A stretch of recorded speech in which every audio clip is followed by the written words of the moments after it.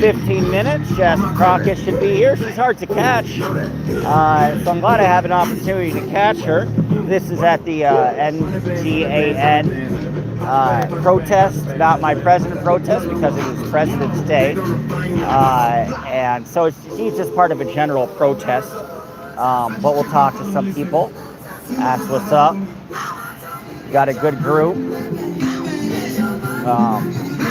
So yeah, see what's up. See, we got some Crockett supporters.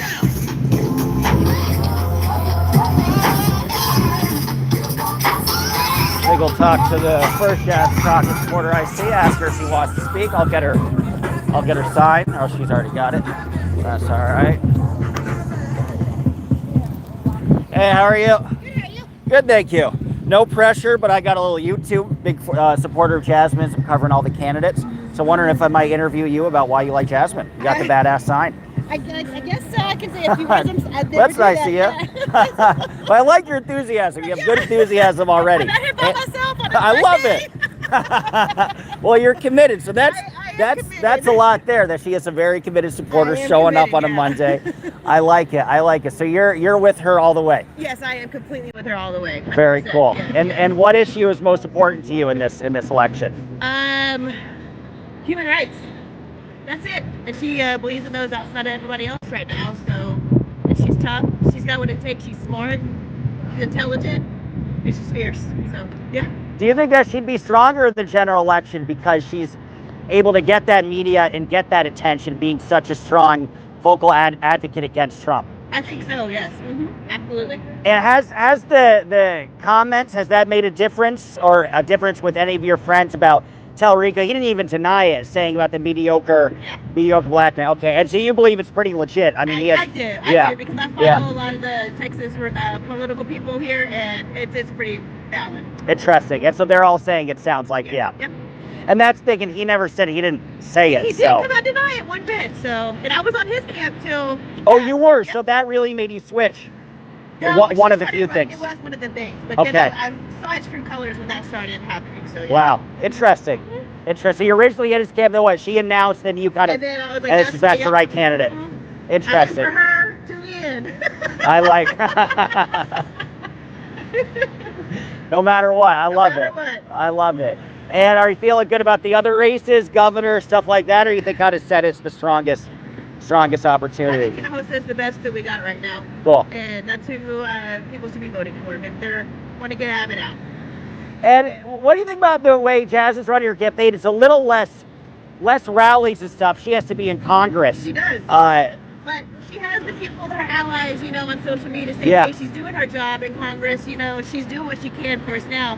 It's track record, so let's let her do that and we'll do this stuff for her. And lastly, how do you feel about redistricting?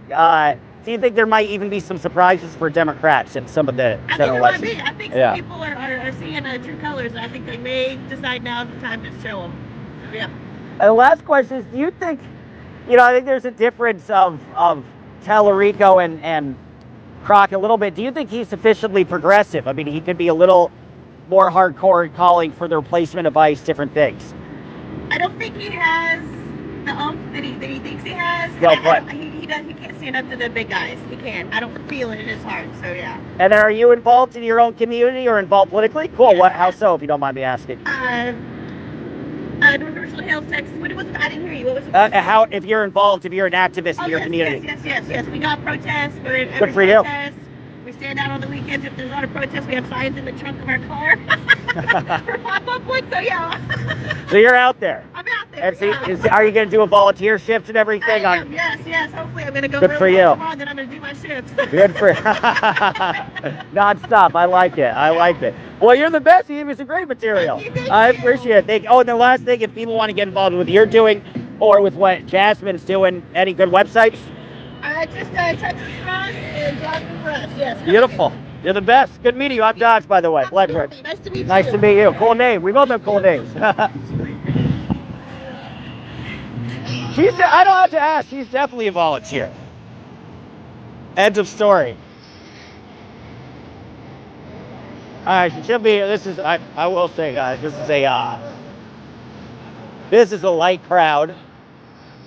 Not really enough against fraud because it's not like it's a rally of hers. It's just a protest that she is attending, but the crowd is supposed to start in 10 minutes, so the crowd is light. Crockpot stage 4 says Bob Cox. Nice to have you. Damn, Gentle Leon says Jasmine Crockett is trash. Disagree with that, but she can't be controversial. Look at all my messages. End stage, yeah. All right, well, that's another gentleman.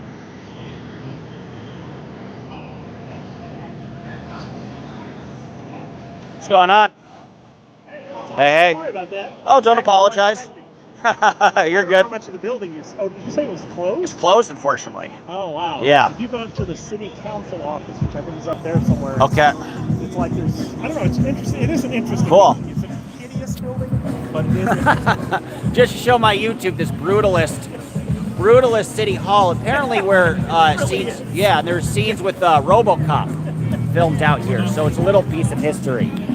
I like your jacket, buddy. Thank you, I appreciate it. It's a souvenir jacket. It's a reproduction of like a Korean War jacket. It's got all this stuff on the back. Thank you. And what they did, they had, I guess, people who served would have reunions. So like in the 80s, they reproduced the jackets that they wore like when they served in Korea. So it's, as they say, like a little souvenir. I appreciate it. I thought it'd be fun little thing, for sure. So yeah, we got. I appreciate you being willing to interview. First, you want to tell me your name? Yes, it's Everett Upshaw. Everett Upshaw. Cool. Nice to meet you. Do you mind if I record it as well? Please go right ahead. I'm trying to get used to it. I like it. And Everett, what brought you out here today? I am very concerned about our democracy and the fact that I underappreciated the threat to it for a long time, and I'm really concerned that we're running out of time to protect it, so I'm trying to do whatever I can to try to help people in the middle understand that they have got to vote for someone who is not corrupt and not trying to destroy our democracy. Very well played. Have you been to other protests in the city? Cool. I started in fall of 2025, which was late. I wish I'd started earlier, but I really didn't appreciate the gravity of the danger until later. So. Well, that's why I'm curious about being from out of town. Has there been that much ICE activity in Dallas specifically, or is Trump trying to like treat it with a kid glove because of his support for Abbott? Trump is definitely focusing on Democrat states. Right. So we've been, there have been efforts. They're trying to build a ICE detention facility just south of here. Right. And there's been I think that, I don't remember the exact sequence of events, but I think the city council agreed to work with ICE, and the police chief expressed concern about why are we focusing on that and alienating. I don't remember exactly, but, there's been debate, but it is not really, there has been nothing like Minnesota. That makes me ask you that the mayor of Dallas, he switched parties, if I'm not mistaken. I was stunned and furious, yeah. Why do you think he did that, and has he been received warmly by the city for doing it? It seemed the most random thing. I don't understand it. I think that, since this county tends towards the Democrats, I think the only reason to switch to the Republicans is because you've identified, theoretically he could love corruption and believe in it and want to support it. But I really think it has to be that he found money on the other side, because I don't know why else he'd. So I wonder what the long game is. Does he want to run for comptroller in the GOP? But he wouldn't be conservative enough to do that. Yeah. Statewide on the Republican Party. So it's an odd. I wonder if it's like if he's trying to be a media figure at some point or what. And he never gave one valid thing is, I assume he never said this, is, I don't want to anger Trump and get ICE here, so I should join. But he did it way before. He joined the Republican Party like 2 years ago or something, right? And as you point out, Trump is not really, ICE is not a big issue here because he's trying to provoke a reaction in places that don't like it. Right.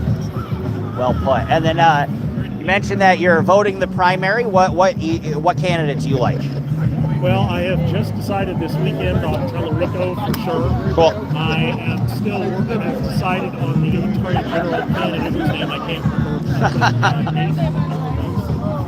I have to look. I have to research more of the AG people. I am voting for the moderates. So you like Nathan Jaworski? I kind of liked. He's running. I am against Jaworski. Well, that's not against him, but I'm for his lead opponent. Do you feel Jaworski just doesn't have the credentials or got defeated for mayor? And well, number one, he's running a negative campaign.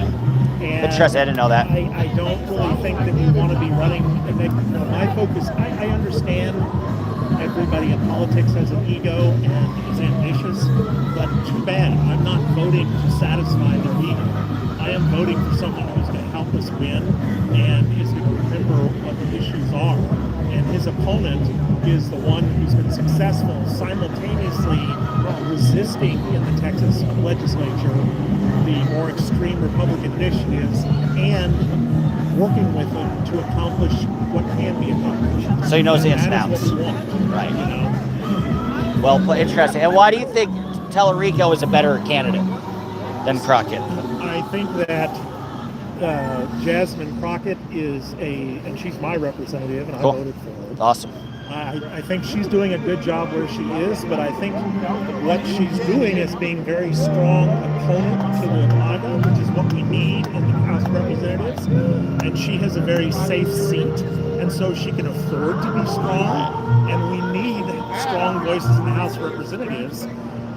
That doesn't make her the best candidate for Senate in a state that hasn't elected a Democratic senator since 1988. In my view, we need someone who is more conciliatory and reaching out to the middle, because you're going to have to bring in moderate Republicans. And as ridiculous as it is, as much as I would like to attack MAGA angrily every minute, that's not a successful strategy for helping our democracy. And the most important thing we have to do, we have to prevent the Republicans from controlling the Senate and the House of Representatives in 2026.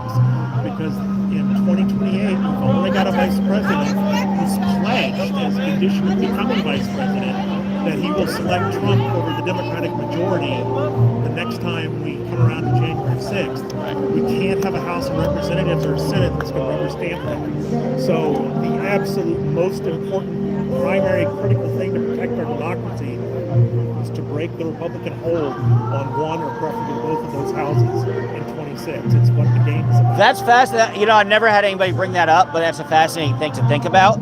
I mean, you know, with January 6th, ultimately, although it wasn't so great, Pence did the right thing. Absolutely, and, he did. 100%. Right. And I don't think if there's ever a similar situation or he demands a third term or something, I don't see J.D. Vance putting his foot down. God, that's interesting. I never thought about that once, but God, that's a scary thought. He said that before he was chosen by Trump, and I expect that's why he was chosen. God, that's interesting. Right. So do you think there is a long-term plan for a third term? Absolutely. That's why he's putting so much effort into trying to militarize the electoral process and trying to delegitimize. Right. Delegitimize it. Yeah. And I was curious, I want to ask you about Tellerico. Do you think the mediocre black man comment was legitimate or that big of a deal, or taken out of context? Right. I wish someone had reported it. That's why I'm reporting this too. Because I'm afraid someone's going to misquote me. Right. I don't know. Right. I think that his response is I didn't say it. Right. I don't have any evidence that he did say it. I haven't heard him say anything publicly that is consistent with that. So I tend to think this person is not credible. Well put. I agree with that too. And you know, it's entirely possible he could have said, I was gearing up to run against somebody who, because he's black, has a good base of support in the black community, but is running a mediocre campaign. Now I'm running against a dynamic, charismatic woman who's black and has that base of support and is running an amazing campaign. I don't know why any politician, especially a Democrat, would say that.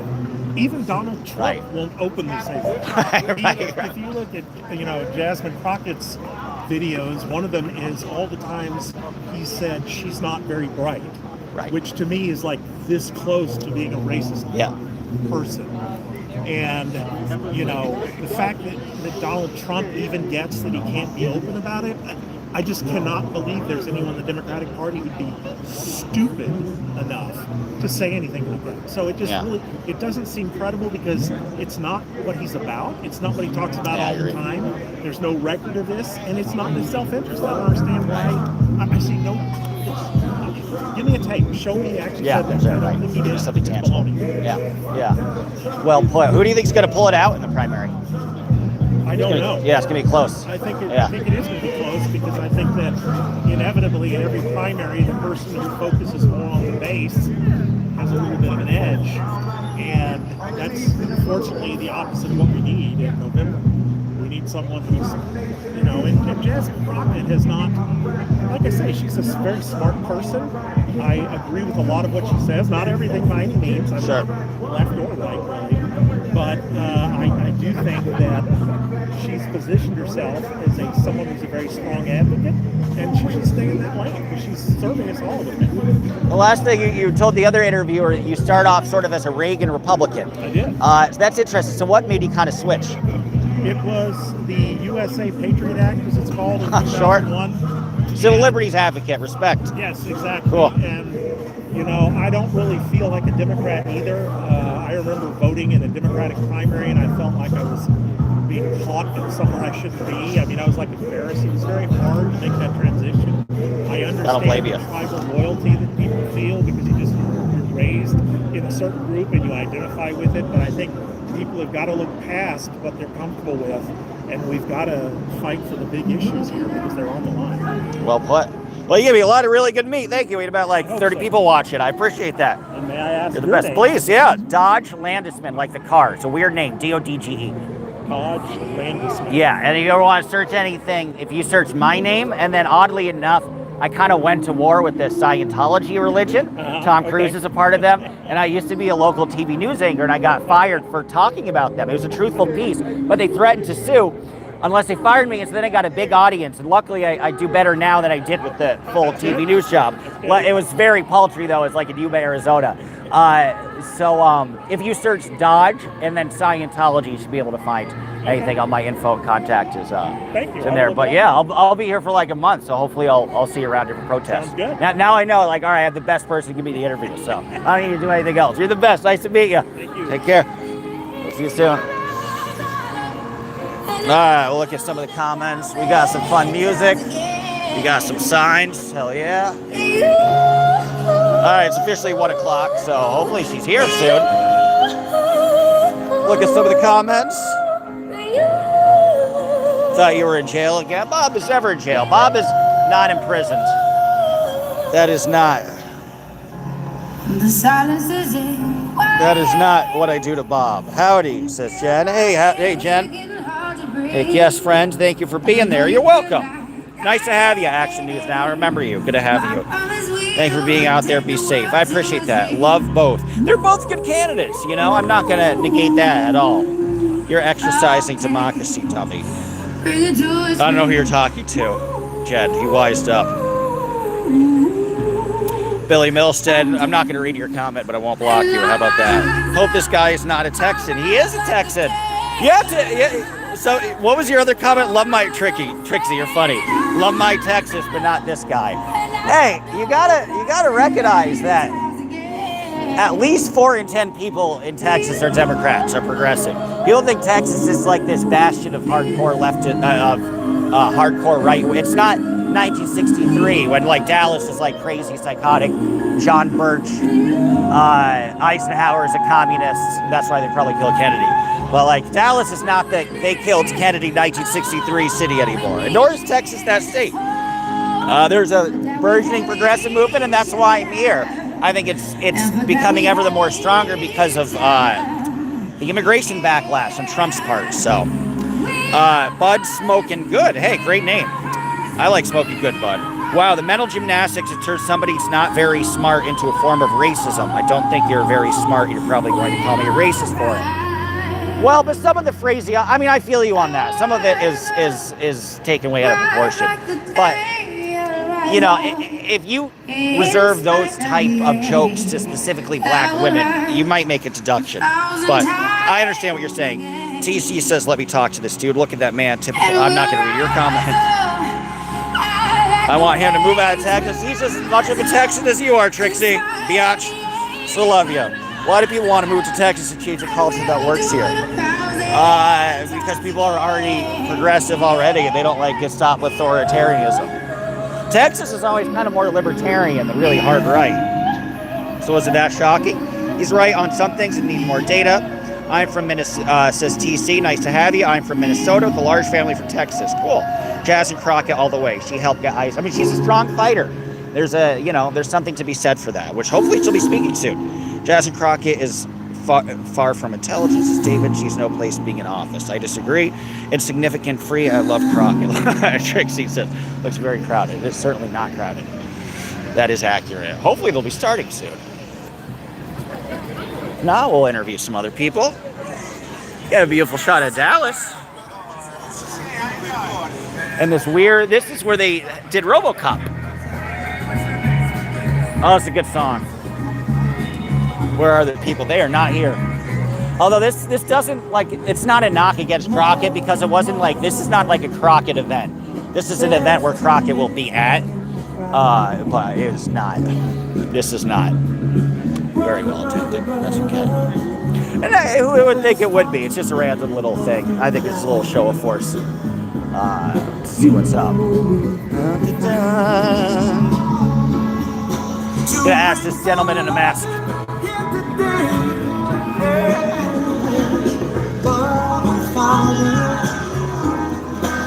What's going on? I like your sign. It's very. Oh, that's hell yeah. Hell yeah. Hell yeah. I got a little YouTube, no pressure. You mind if I interview you? Ask you why you're here? Yeah, it's fine. Hell yeah. So, I assume, are you fighting for justice and fighting against pedophiles? Pedophiles and then the corpus elites that are the pedophiles. People implicit in the files are the same people that want us divided.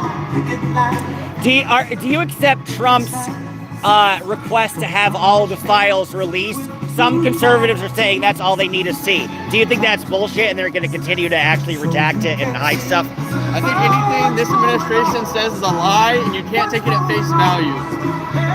Time and time again, we have been lied to by the current people within this administration. Trump campaigned on releasing the files, got in office and not released the files. Called it a Democratic hoax. Said it was I don't know, dude, he's just talking bullshit. Everyone knows it's bullshit too, though. No one's buying it. Social media would make you think we're more divided than we are. Those are bots. We are more united than I think any of us really truly believe on everything right now. Do you take credence to some of the stories that have gotten traction on the internet but blocked by mainstream media, like Sasha Riley, for example? Somebody said they were assaulted by Trump. Do you see that do you think there's a lot worse in the files that could be uncovered? Yeah, I think there's still probably millions of pages of files that still haven't been released yet. Right. Because there's more implications of more people we don't know yet, and more implications of the president. Regardless, the current evidence, though, should have Congress up and getting them out of office. Trump should have been impeached last year. Trump should still not be in office at this point. I think the media is also downplaying it too. Right now, they're trying to say Epstein had ties to Russia or something. It's just a irrelevant smokescreen on who the real perpetrator of Epstein was. Who's the real puppet master? Right, that's interesting too. Do you think the Russian stuff and the business connections are all a distraction to have not people realize that these powerful politicians sexually abuse, raped, and traffic children? Yeah, I believe it's a smokescreen, and it's also a deterrent from who Epstein's handler was. Somebody within the Israeli government was handling Jeffrey Epstein. There's more ties to Epstein in Israel than there is to Epstein in Russia. Right. I mean, that's a funny thing. It's like, he's not Mossad, but he has to be Russia. He is Mossad. He is Mossad. There has been, obviously, no one's even been tried or questioned on it. So we have no idea of really knowing, but from what we can read with our own eyes, he was tied into Mossad. There's emails between him and people within Mossad. The evidence is out there of that connection. Are you disappointed that the U.S. hasn't acted like Britain has, for example? For example, Mendelsohn working with Prime Minister Starmer in the files. Now there's a criminal investigation. There isn't a single criminal investigation for any famous or rich U.S. figures. Are you disappointed by that? I'm upset. I'm upset, disappointed, and I'm angry about it.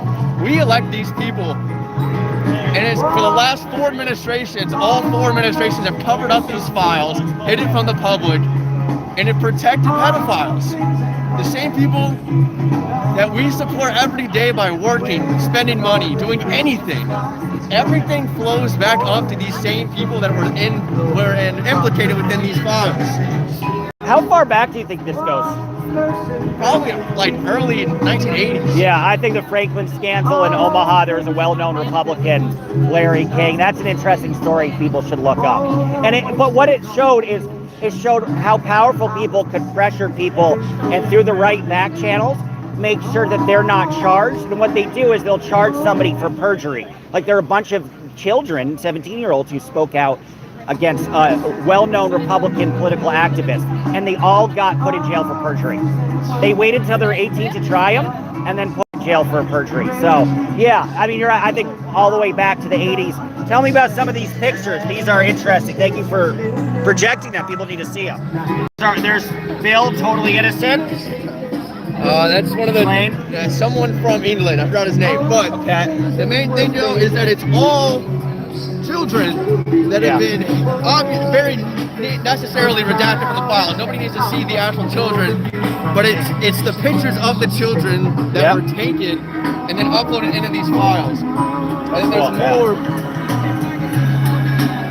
And what Iran is doing it right now.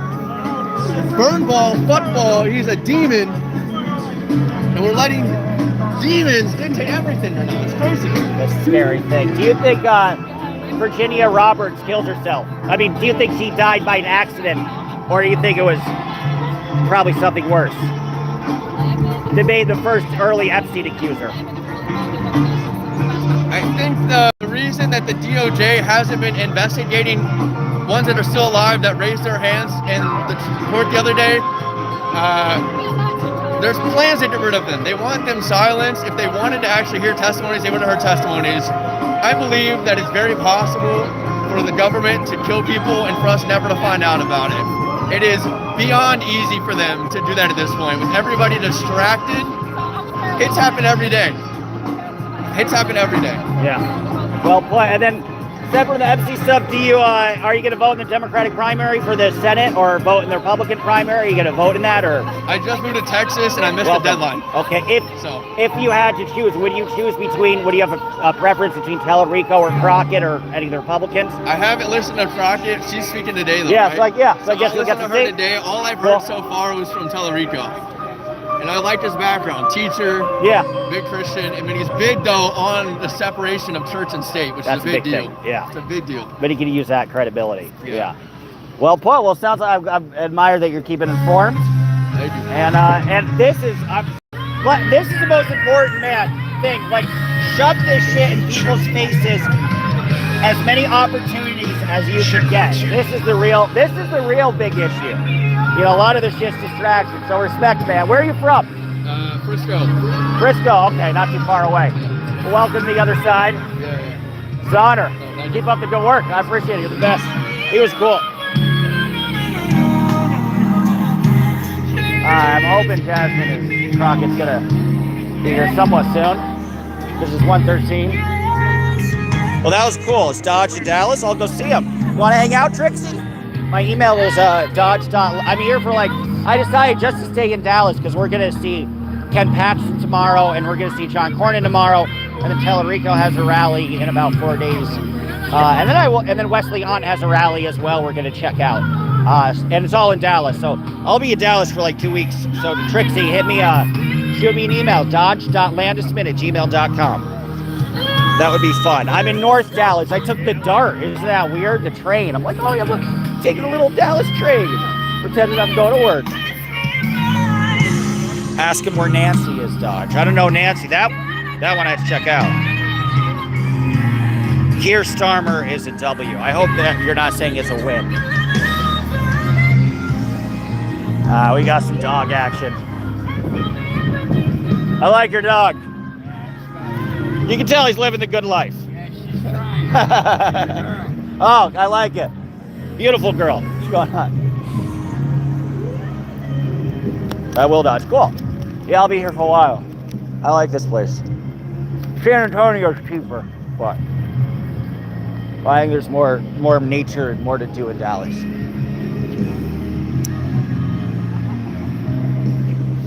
Grabbing a smoke. Get pics or it didn't happen. Yes, exactly. With the Epstein stuff, pics or it didn't happen. This is true. Not a liberal dog. I don't know. I don't think the dog can vote. I try to have that conversation with my dog, like, who are you voting for? And he wouldn't answer me.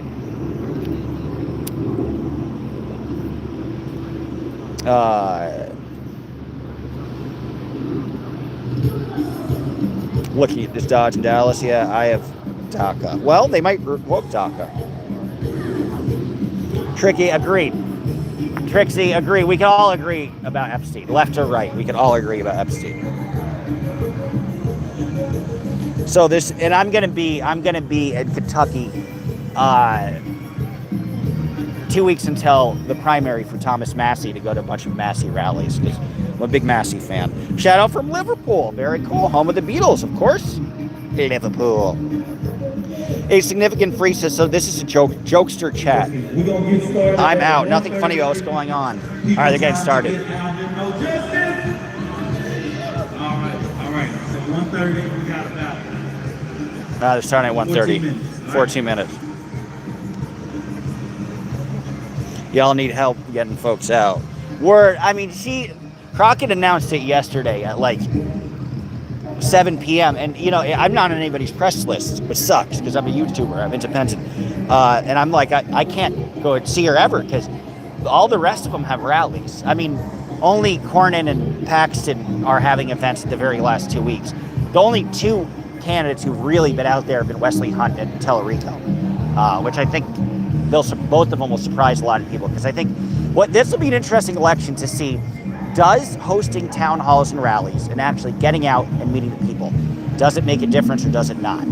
If Crockett wins, then it doesn't matter. Then it's all media, it's all internet. I mean, Crockett is not even having town halls, she's having virtual town halls. She's not even showing, and you know, look, she's in Congress, right? So she has a job to do, but she could easily do weekend rallies, but she doesn't want it, anything publicly accessible, she doesn't really want to touch with a 10-foot pole. If she loses, it will be because she ran a bad campaign and she never got out there. But here's my opportunity to see her. There's a lot to appreciate about her too. I'm not knocking her, but it's a very different campaign. Have a guy named Gil speaking tonight up this way. Okay, cool. A lot of people have been significantly harmed by this, really harmed. Just think about that before you tell a person to cry more. I assume you're talking to somebody in chat because I didn't tell anybody to cry more. I mean, my chat's weird, right? Because it has both conservatives and liberals in it. I'm one of the few that is probably like half and half. TC, Trump is in the Epstein files. He is. And guys, check out Sasha Riley. Just check out that story and look how heinous it is. Search Andy Biggs, Sasha Riley. I live 20 minutes from downtown. Hey, Jen, shoot me an email. I'm in North Dallas. I took the DART. If you're in North Dallas, I might be in your neighborhood. Dodge.landisman@gmail.com. I met up with Yaga. That was fun. You know, the southern guy who talked about Solomon and stuff. Oh, that Bunny's comment. Try harder. Oh, well, you guys are defending me. I mean, you guys could. Thank you for defending me. I'll say that. Hey, this is an open chat. There's no moderation, no mods, no bans, words, nothing. Let's see what else people are saying. Why is he hiding? 65 degrees out there. Why the mask? Maybe he's talking shit about Epstein. Doesn't want to get killed. Sad little child. I know what you're talking about. That's why I can't leave Minnesota. We have tons of people there. Yeah. I was thought about going to Minnesota, but I'm like, it's too cold. I'm not going to stand outside for 2 hours when it's a high of 10 degrees. Much better when it's a high of 65. That I can handle. She's a crook. There's not much evidence saying Jasmine's a crook. Not much of that, but keep throwing shit and see what sticks, motherfucker. Why does everybody want to have sex with ICE? That's a new statement I haven't heard before. I haven't heard that once. I haven't seen a single member of ICE I want to have sex with, and my stances are quite low, but I haven't seen one.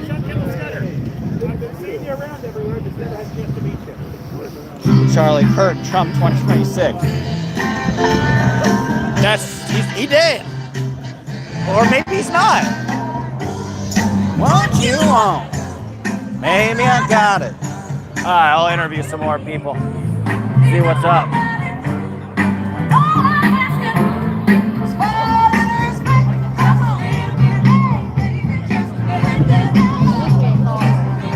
You running for judge? Very cool. I got a little YouTube. Oh, you do? Do you want to tell people watching, like, what site they can go on if they want to support you? Lakeisha Smith. Very cool. I assume you're a good progressive. You're to support? I am Cool. running for judge, and I will follow the law. I love it. That's a lot more than the Trump administration is doing, so sounds like you're the right candidate. Very cool. Wish you luck. You have a little card? Yeah, here you go. All right, guys, you want to check her out? We got some good people running. I wish you luck. I'll say hi. Good luck. Take care. No one should be in government. Make police accountable. No, Obama's not in the file. Obama's not in the files. That's accurate. Nor is Biden. You know? Everyone likes Gentle Leon. I'm a big Gentle Leon fan. That one was a bit icy. She didn't want to talk to me. But, oh well. I'll follow. I guess if you're running for judge, you can only say so much, right? So, all right, we'll talk to some other people. And honey, or I could just sing along. Honey, and my money. Oh, this is hell yeah. Love your sign. Love your flag. Viva Mexico. Para siempre. I have a little YouTube, no pressure. I'd love to interview you and ask you why you're here. Sure. Cool. I don't know if there's enough time in the day to explain all the reasons, but I'll try. Respect. Appreciate it. I mean, what's happening to the immigrants, first of all, is horrific. They're being tortured, denied medicine, abused. There's infants. There's a story about a 2-month-old. Kids can't sleep. The lights are on all the time. That's considered torture. People are dying. Four Haitian women were discovered deceased that were deported. I believe it was on the border of Haiti, maybe with the Dominican Republic. I don't know if they're on the same island. And that's just one thing. The Epstein files is another thing. There has been so many horrific things that have come up lately that are undeniable FBI records. Why is he still walking around as a free man? It is absolutely ridiculous. It's a disgrace to this country. It's a disgrace to the men and women who died in war to stand up for our First Amendment that's being broken, our Fourth Amendment that's being broken. The only amendment they care about is the second one. Unless, of course, you're a liberal protester. And then in that case, you shouldn't have it. So, I mean, I can't... Then they're justified in getting killed by... Right. Oh, yeah, then it's okay, right? Or that, right. You should have a gun. Then they're justified in getting killed, and right. Greenland, by the way, what the hell is that? And I mean, just cozying up to all the dictators and Viktor Orban in Russia, we know he's compromised. There are so many people in our government on the Epstein list. I am so horrified. I could spend the entire day listing reasons why, but those are just a few. The economy he's stealing from us. He's stealing our tax dollars as if it's not hard enough out here. This ballroom bullshit and all these parties and golfing. It's just, I mean, people are struggling right now, and he's out here saying we're the hottest country, my ass. The only thing that's hot is your freaking ulcer, you piece of shit die, sorry. No, hey, shit. You can say shit as much as you want. I really want him to just meet his maker, Satan, of course, as soon as possible. That won't solve everything, but it'll at least put us in the right direction. We need to get rid of everybody in his administration. Not only get rid of him from jail. So I'm just fed up. I'm fed up. He's not my president. Fuck him. Fuck ICE. And fuck MAGA. Hell yeah. And for Trump, do you think some of the worst of the... I think it probably is, but do you think some of the worst is true? That he was complicit in abusing kids in the 90s? Yeah, Sasha Riley is a... I believe all of it. I believe that maybe some of it isn't true, but if 10% there's a of it isn't true... lot to be backed up, yeah. But if 90% isn't true, the 10% is still really, really bad. I do believe that he doesn't care about life, whether it's an infant, whether it's a child, whether it's an adult. He doesn't care about anybody but himself. I believe he's capable of the most heinous things that you can imagine. 100%. Absolutely. Well put. And are you going to vote in the Democratic primary for Senate? I'm going to vote every single chance I get, Respect. every opportunity to go to the ballot. I'm going to be there, even at the small local level, obviously the big level. I'm not going to miss a chance to put my vote, assuming, you know, we can still vote, assuming there's elections, assuming I, as a woman, I'm allowed to vote. I don't know what's going to happen. But yeah, it's a disgrace. It keeps me up at night sometimes. I cry multiple times a week because of the suffering. I admire that. I really and, feel. You know, a video recording just came out from the Epstein files of a child screaming, saying, "I'm just a kid, I'm just a kid." Fuck, I mean, that just haunts me. What these people did to these children and all the people that knew. And by the way, the previous, you know, DOJ is not innocent. Why didn't Merrick Garland do something about it? You know what I mean? Both parties complicit, yeah. Sure, of course. I mean, the other parties, I don't believe were involved like this one, but they still should have done something. It's all a disgrace. We need to burn the whole thing down. Hell yeah. Hell yeah. And who do you prefer in the Senate primary? You like Tellerico over Crockett or still deciding? You know, it's really hard. I have to say I like both of them. Yeah. Whoever wins, I'm going to vote for them. Nice. I think, you know, we live in a racist country, and especially Texas. I think he has a better chance than Jasmine Crockett because obviously these people have issues with women of color. And that's very clear from the last election. So I don't know if we're ready for Jasmine. I would love to have her, but whoever wins the primary, I'm there for it. Because these people that have been here, what have they done?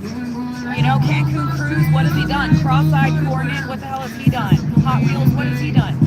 They do nothing but take, and lick MAGA boobs. Are you disappointed with the mayor? I'm not from here. And I was looking up the mayor. I'm like, oh, damn, he switched parties of Dallas. I don't know too much about Yeah, he switched. Like, the mayor of Dallas was a Democrat, and he switched to be a Republican and said he supported Trump. And it's like, a compromat on him. He's probably on the list. It's the first thing I think. Yeah, like, yeah. if you sell out, they have something. Is your reflex now, it's now my reflex, is your reflex now to think if somebody's super powerful, super rich, they probably were in the Epstein files or like Probably, all that? yeah. I think very, very few good people are billionaires. I think maybe, you know, Melinda Gates or something like that might be an exception. They donate a lot, but I don't give her a pass at all because it's like if she knew and didn't go to the police, I don't think she's the victim. I think she's complicit in some way. I agree with you on that. You know, not doing something about something like this is, in my opinion, a crime. Yeah. Maybe it is an actual crime. I don't know, but yeah, I don't think billionaires should exist. Respect. Hell yeah. They should not. I love that. We need to tax the shit out of them. It's absolute bullshit. And then what do? They take all the money that they made from us and they rob us. That's what they do. Is that the truth? So no, thank you. Free Luigi. Hell yeah. Oh, I'm covering that whole trial. You So are? yeah. Yeah, he's a freaking hero, man. Yeah, And yeah. I know a lot of people won't like that, but he killed a serial killer. Well, that's the thing, right? Is it just justice at the end of the day? And it'll be interesting to see in court. They might use the defense that he was driven to insanity because of the health of his family and how they were compromised and how they were facing death. So that becomes aggravated. That might just be manslaughter, not murder. And it'll be interesting how all that plays out. And keep in mind, you know, they set up a CEO crybaby phone line for anybody that was scared, but they took down the veteran suicide, LGBTQ suicide hotline, so they can get fucked. Fuck billionaires. Well put. You're the best. Any website people should go on to support the cause, or I'm not affiliated with NGAN? anything. Cool. I'm waiting for my Soros check. Hey, Soros, where's my check? I know. Where are they? Yeah. Well, awesome. Thank you. I'm Josh, by the way. You gave me a lot of good meat. You're the best. Thank you so much. I appreciate it. Likewise. Cool. All right. She should be on in 2 minutes. I'm a little in love. I'll have to admit. Hashtag crush it. Action news now. Trump doesn't even wear tailored suits, helmet. Oh, I forgot to ask her about what I wanted. If you think Trump is incontinent, if you think he got his asshole ripped out by a stake in his butthole, and now he wears diapers and he shits himself. Put a 1 if you think that's true. Put it 2 if you think that's not true. I'd put a 1 personally. What children do you even know wearing a plunging neckline like that, Michael? I don't even know what you're talking about.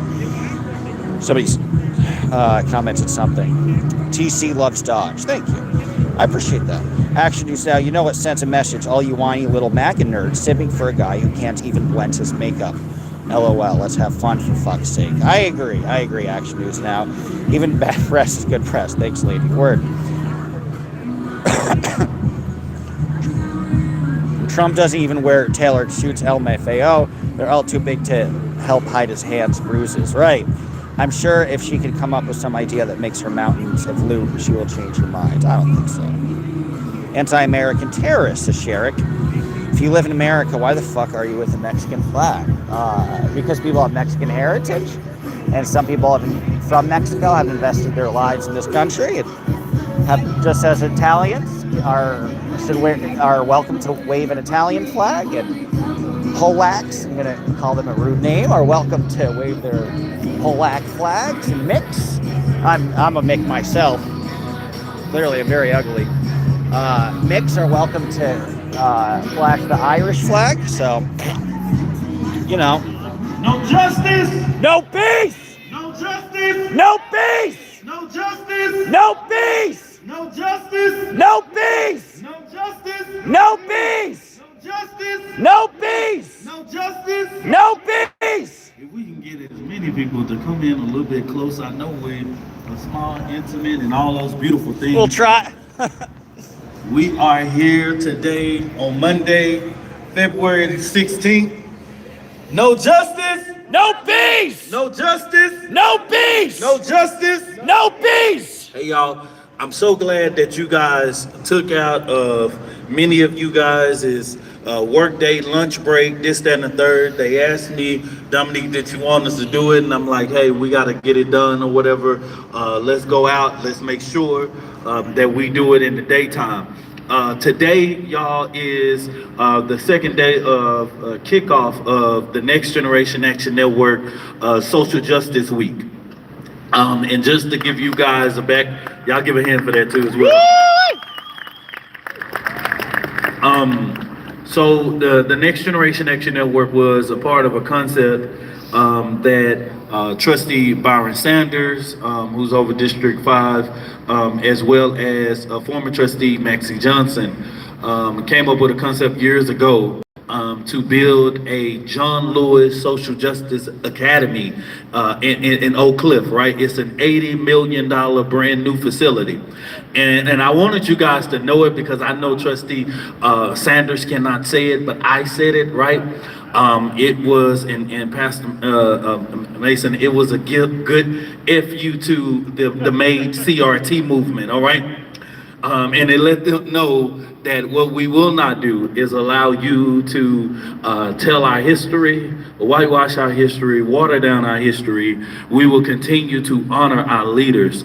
And if you guys have not been at the new John Lewis Social Justice Academy in Keys, in Oak Cliff, in the best part of Oak Cliff where I'm from, 75216, it is a beautiful school and institution, and especially a school that will stand on the foundation of the civil rights movement and making sure that we continue to stand up for justice for all and not just some. Amen?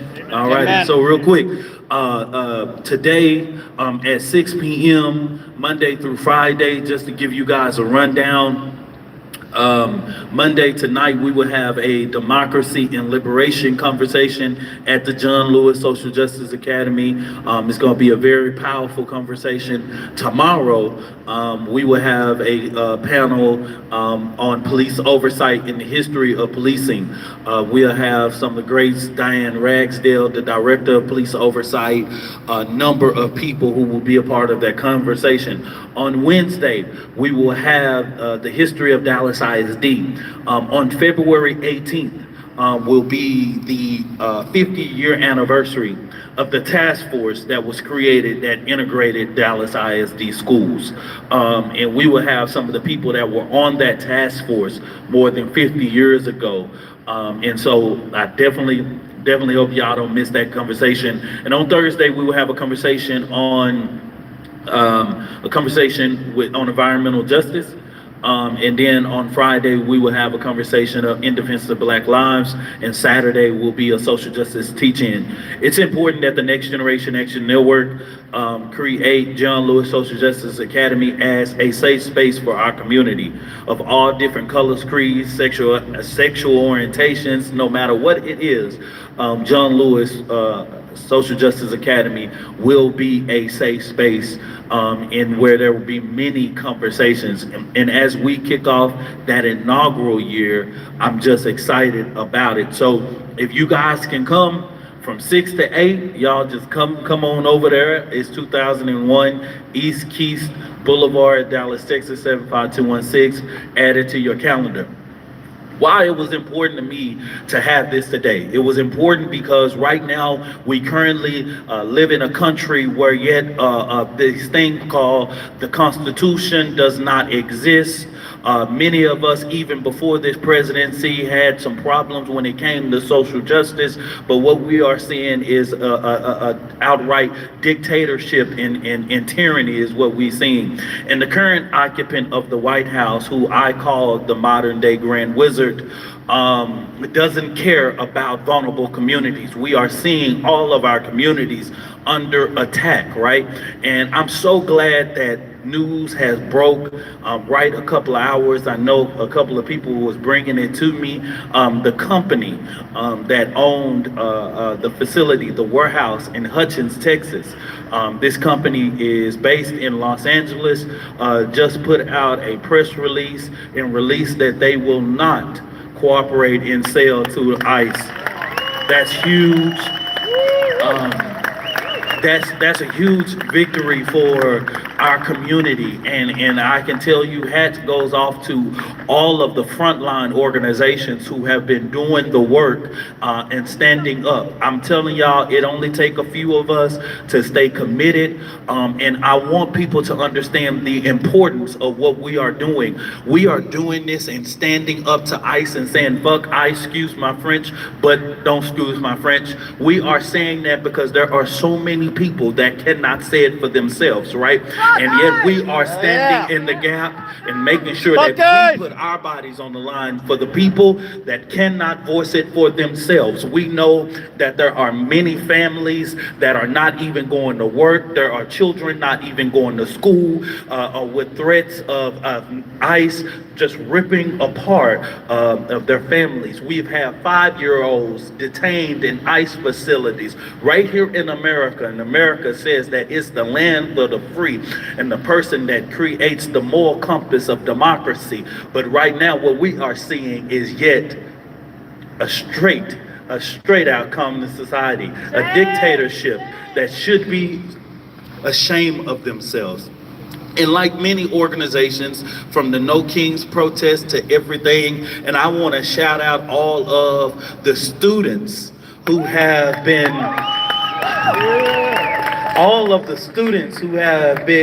exercising their First Amendment right with purpose, with cause, and don't give a damn about their absentees, right? Because at the end of the day, the next generation is what's going to continue to make sure that we let the current establishment know that we are not going to take this shit, okay? And so I have some students from Booker T who did an amazing protest at Clyde Warren Park. I know that Townview has did it, and so many different schools have done it across this metroplex, y'all. And we need to continue to support them. It's crazy how we have a governor that says our children can learn about Charlie Kirk but cannot exercise their First Amendment right?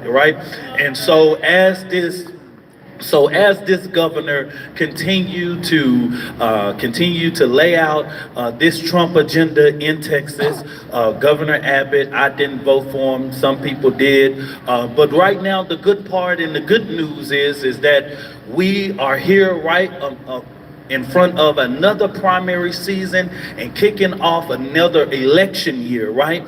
And we, the people, can send Governor Greg Abbott and John Cornyn and all of them a good notice from the great state of Texas. And that good notice is, get the hell out.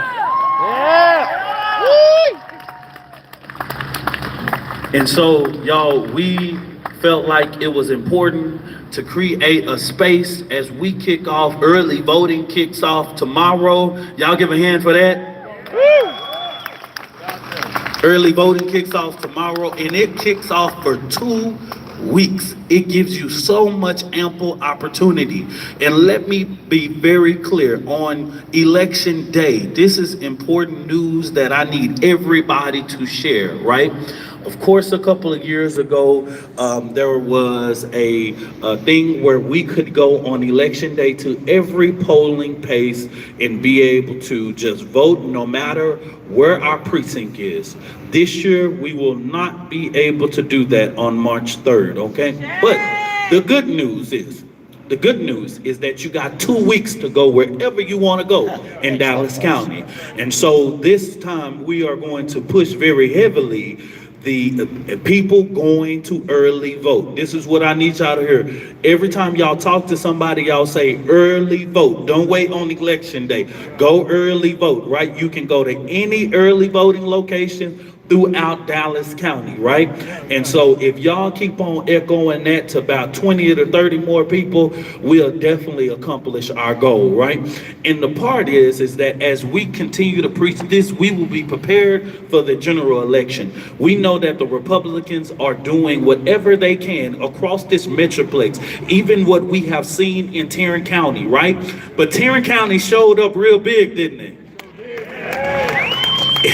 And that just lets you know that if we get prepared and we all collectively do our part, we will be able to be prepared for that general election. Because Texas is not a red state. Texas is an oppressed state. Texas is not a red state. Texas is an oppressed state. So the people united would never be divided. And that's how we're going to show up in numbers.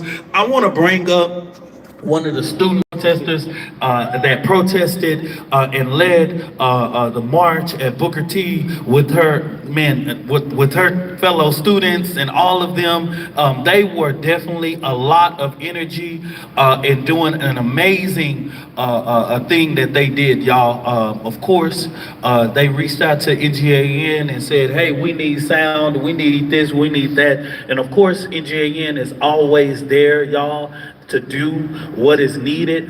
And I want to introduce to some and reintroduce to many. She is no stranger to the movement, and her mom is no stranger to the movement. Her mom has the unfortunate pleasure of being the personal attorney of Dominique Alexander, right? And she is currently running for judge here, and she has served as the legal director of the Next Generation Action Network. So she comes with great stock, y'all. Y'all give it up for the daughter of Allison Grinter Allen, who is running for the 28th Second District Court. She'll be on y'all ballot. Y'all give it up for Kat Grinter, y'all.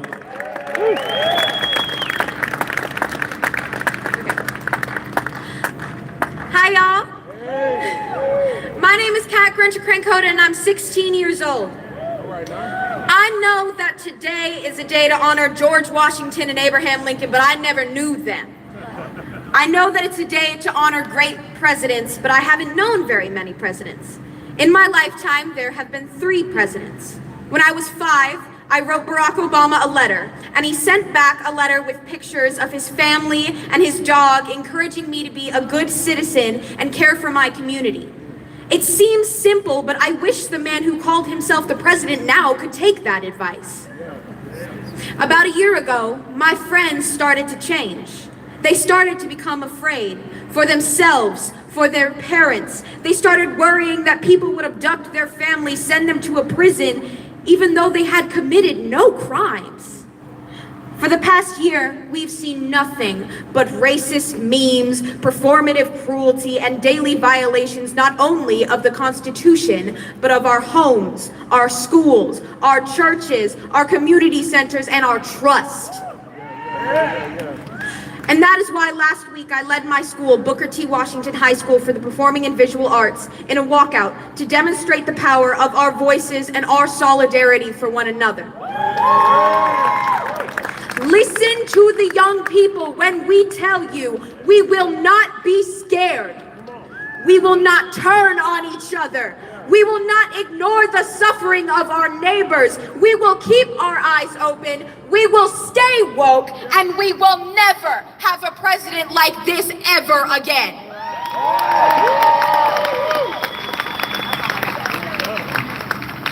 That's all.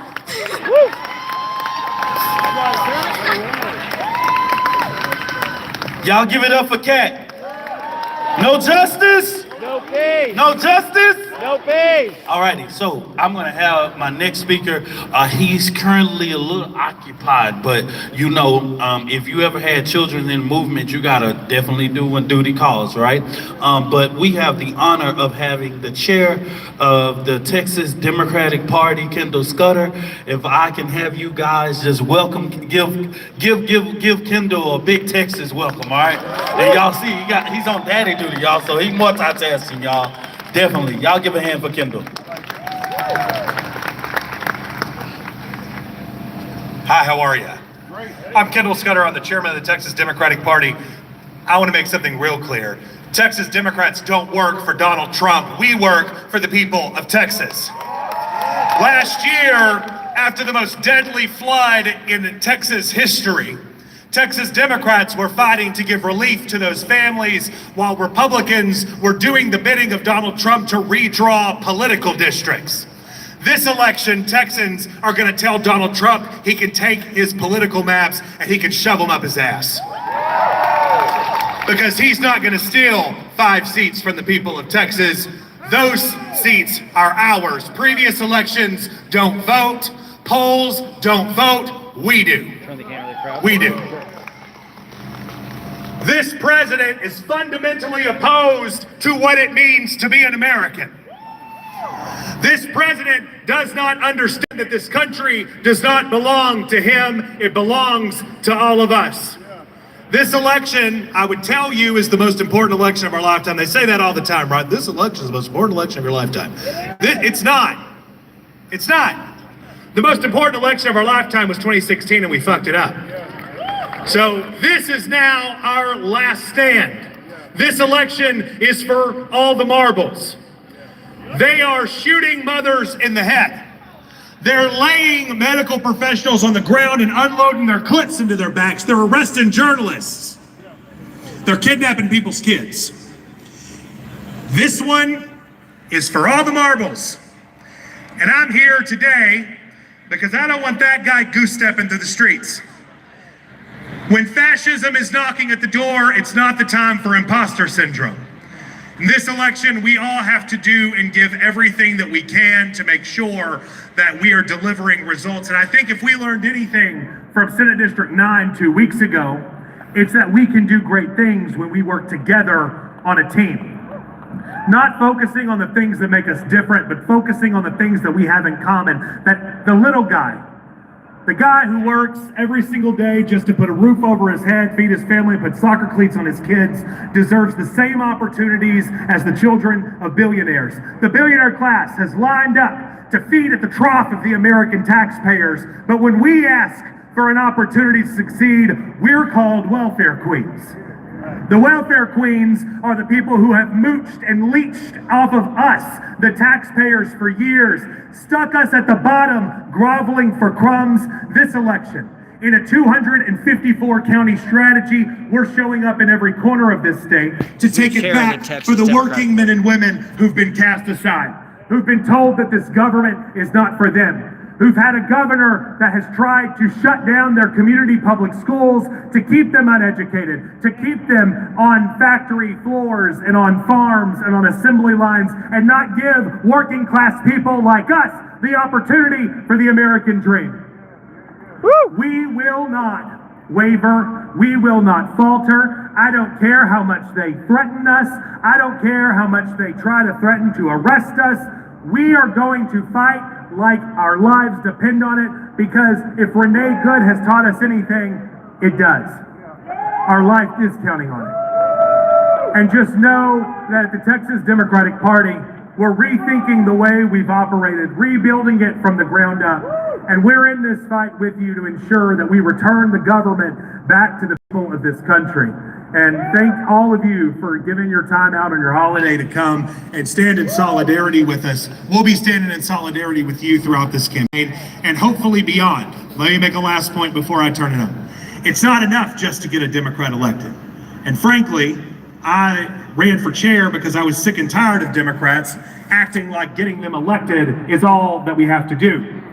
I don't want to see a single candidate in this state running around talking about preserving Social Security. They should be talking about expanding Social Security. They shouldn't be talking about making sure you get to see a doctor when you're sick. You should be able to see a doctor before you get sick. This is not about making sure our public schools don't get their doors shut. This is about making sure we have the best funded public schools in the world, the way we did the last time Democrats ran this state. Big, bold, progressive ideas that change lives for working class people. That is what this election's about. We are rising up. We're taking this government back. Thank you for being here today. Woo! Woo! Y'all give a hand for Kendall. Hey, real quick. Kendall, the baby was looking like, I'm just over it. I'm ready to go home. No justice. No peace. No justice. Hey, y'all, I'm going to bring up one of my revolutionary sisters, Tiara Cooper, who is a leader in this community, who has traveled across this country and stood in so many different positions. And hey, man, she my sister from another mother, and I love her to death, always pulling up and speaking truth to power. Y'all give up for Tiara Cooper.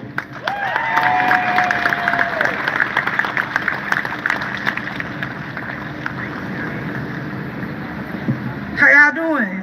Woo! Can y'all repeat after me? Say, it is our duty to fight for freedom. It is our duty to fight for freedom. It is our duty to win. It is our duty to win. We must love each other and support each other. We must love each other and support each other. We have nothing to lose but our chains. We have nothing to lose but our chains. Okay, this time with a little bit more energy. It is our duty to fight for freedom. It is our duty to fight for freedom. It is our duty to win. It is our duty to win. We must love each other and support each other. We must love each other and support each other. We have nothing to lose but our chains. We have nothing to lose but our chains. My name is Tiara Cooper, and today I'm off work like a lot of you all, but I am still operating in my full capacity because in Texas we take no days off.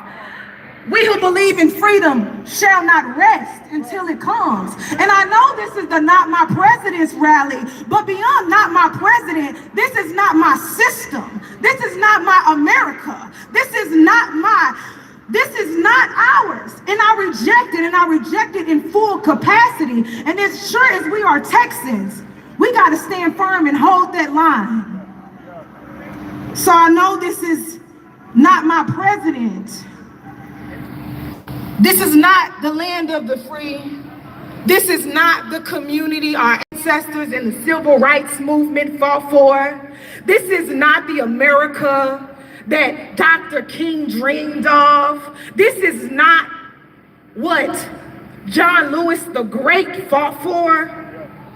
And this fight is not as much about individual actors as it is about the supporters of individual actors. I need us to know that this is more about historical systems of oppression, of historical systems of governance, of historical systems of surveillance, of historical systems of punishment. And so it is ICE today. It was police yesterday. It was the KKK the day before that. And these systems are not to be reformed, but to be abolished. Can you imagine our ancestors seeking to reform the KKK? Can you see our ancestors seeking to reform the slave patrol? God forbid that there will ever be a reform movement for ICE. So I stand strong and I stand in solidarity, saying I'm not only in defense of Black lives, but I'm in defense of all lives. I'm not only in defense of my people, but I'm in defense of your people, because it's going to require a solid movement. It's going to require a theology of justice. It's going to require something deeper for us in this hour. And that's the thing about authoritarianism. It does not rise in a vacuum. It rises where people are comfortable with other people's suffering. And we need to be able to stand firm on this, that we are not comfortable, whether it is you or me. When I came up, I was with an organization called TOP, and we did this chant called In Lakesh. And what it ultimately meant was that you were my other me. You were my brother. You were my sister. And they might come for you today, but they'll be coming for me tomorrow. And I understand that oh too well as a formerly incarcerated mother, formerly incarcerated woman, born and raised in South Dallas, to a mother who was born and raised in South Dallas. And we know a little thing about oppression. So there's nothing new under the sun. I say this to say that here in the state of Texas, we resist. And as Tony K. Bombara states, the movement must be irresistible. This is not just a moment, you guys, but this is a movement. This is a movement. And I've been in it for a while. So my ask to you is to not just join in this fly-by-day moment, but commit to the movement. Commit to the movement for the black liberation struggle. Commit to the movement regarding our Latino brothers and sisters. Commit to the movement because the church is also under attack. Commit to something. And you don't have to be loud. Not every organizer or activist needs to be in front of a microphone. But bring something. Bring your time. Bring your talents. Bring your gifts. Bring a plate. Bring some money. There's something we all need in this movement. I don't know about y'all, but everybody got to eat. So we need folks on the front lines, behind the scenes, on the sidelines, during the water breaks, because here in Texas, like I said, it's all gas and no brakes. So I want to thank y'all for coming out for not my president's rally, but know that this is about a deeper system. Again, my name is Tiara Cooper, and I want to thank y'all.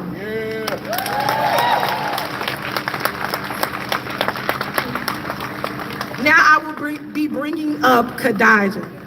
The Jaya, my apologies, y'all. So when I heard this young lady just yesterday, she has a prophetic vision for justice on her life. And so I'm gonna call her up now. Travis, I'm about to block you. Hi everyone, my name is Dejaya Piggy. I'm a 21-year-old graduate from the University of Texas in Austin with my bachelor's in psychology, and I plan to go to law school and focus on criminal defense attorney. So it's such an honor to be here before you. I would just like to say I stand before you as Mad Bold, which stands for making a difference boldly.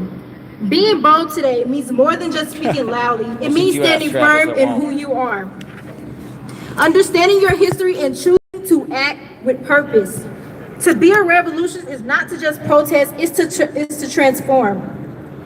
It's to look at the world around you and to ask, how can I improve this? What difference can I make? It's using your voice when it shakes, organizing when it's uncomfortable. It's educating yourself so no one else can define your narrative. I believe every young person is a vital piece of the big picture. So I stand before you saying, I am powerful, I am informed, I am the change. Change today means showing up after the election, after the headlines fade, after the hashtag stop trending. It means building community, staying engaged, and holding systems accountable when uplifting everyone else. Revolution is not chaos, revolution is commitment. Revolution is community, revolution is courage. And we should choose to stand and choose to make a difference boldly. They want to make everything black and brown bad, but don't let them take that away from you. They made Black Lives Matter bad. They threw political race theory. They call us radical. My ancestors were radical. So I stand before you today saying, I am making a difference boldly. And I would like to invite you all out. I am having a What Now panel discussion at my church, March 28, 2026 at 11 a.m. And I will be talking about what now, what can we do after this election is over? What can we do now after the decision has been before us? So I just stand before you saying, I am the difference, I am the change. And I'm standing before you as a Gen Z community saying that we are the voice that y'all should be listening to when it comes to the polls, because we are the change, we are the now, we are the future. Thank you.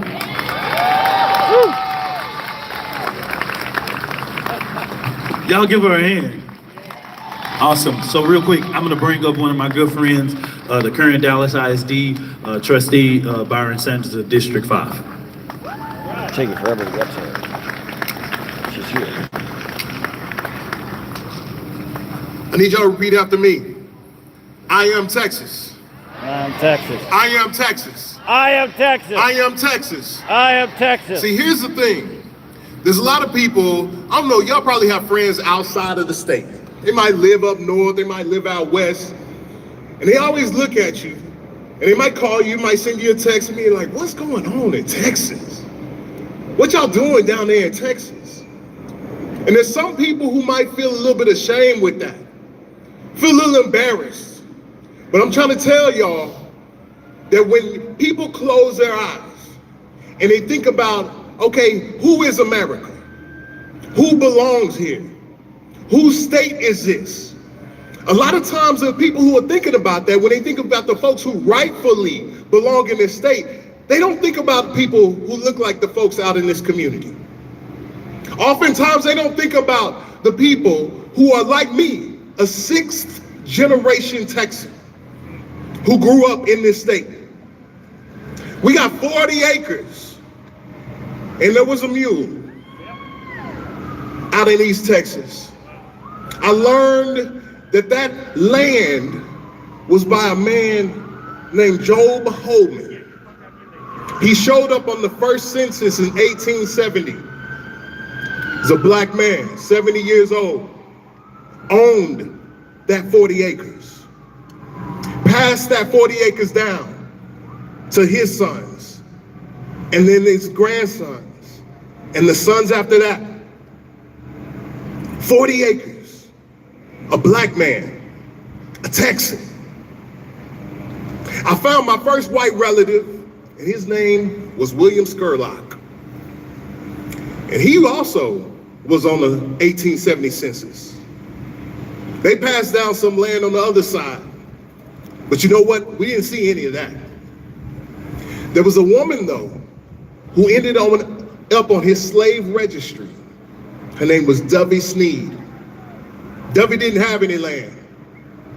Dovey worked somebody else's land. And every person who came down on that side in East Texas, they were sharecroppers, they didn't own anything. So I'm a black man standing here today with two sides of my legacy. A black man who fought in the war and was one of the few people to actually be able to get access to what was promised. And then I come from a woman, Dovey Sneed, where there are no pictures, there are no artifacts, there are no framed plaques. But I'm gonna tell you that both of them are Texan, and I come from a legacy of them both. I belong in this state. The black people who came before me, who bled, sweat, and died, belong in this state. The sisters and brothers who used to live in a place called Mexico, and they never moved, but somehow their nationality changed. They belong in this state.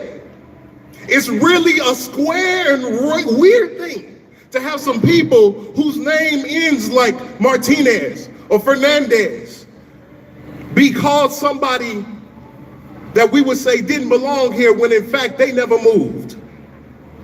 This state that we're in right now, Texas, it is a beautiful tapestry. But right now, it's not living up to its promise.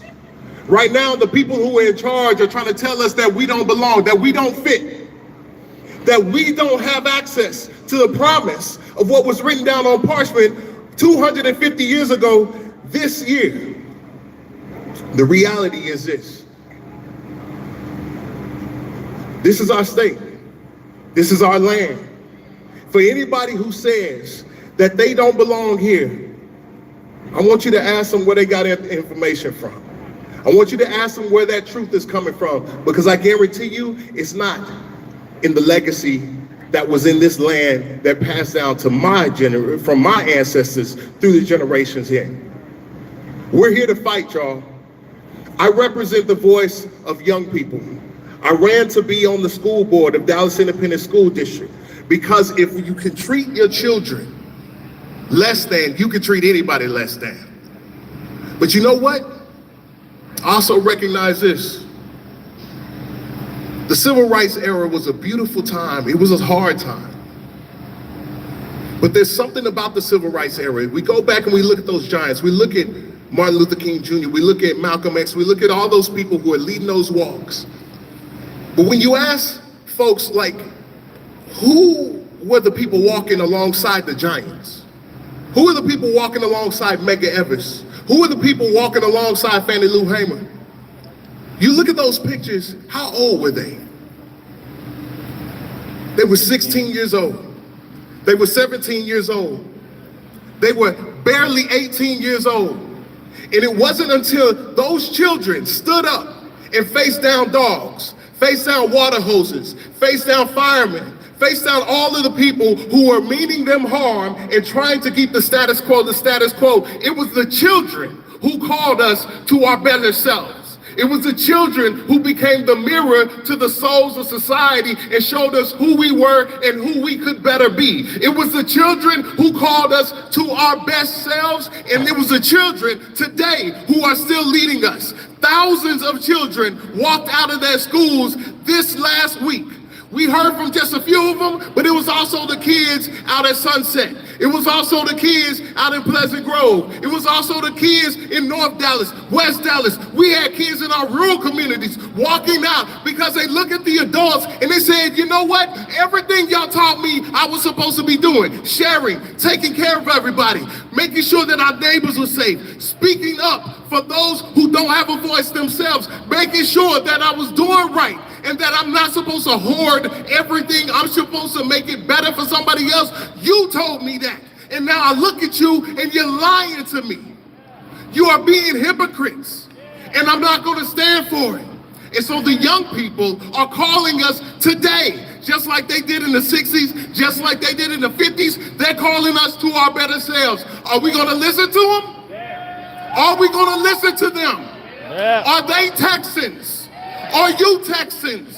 Then take our Texas back, take our country back, and let's be the state that we know we should be. Thank you all for showing up. Keep showing up, keep fighting, and we're gonna make this thing happen. Let's get our justice back, and let's make it happen. Thank y'all so much. Y'all give a hand for Byron. Y'all give a hand for Byron. Woo! All righty. No justice. No peace! No justice? No peace! Alrighty, so I'm gonna bring up our next speaker is Zeon Hef, who is running for the 33rd Congressional District. Y'all give him a hand.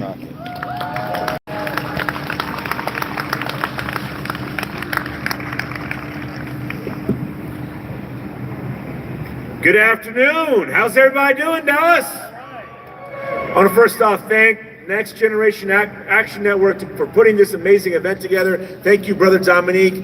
It's an honor to share this stage with so many civil rights icons, people that have been fighting on the right side of history, people like Brother Dominique, people like my good Reverend Haynes, people like Sister Jasmine, who's going to be coming up to speak here in just a moment.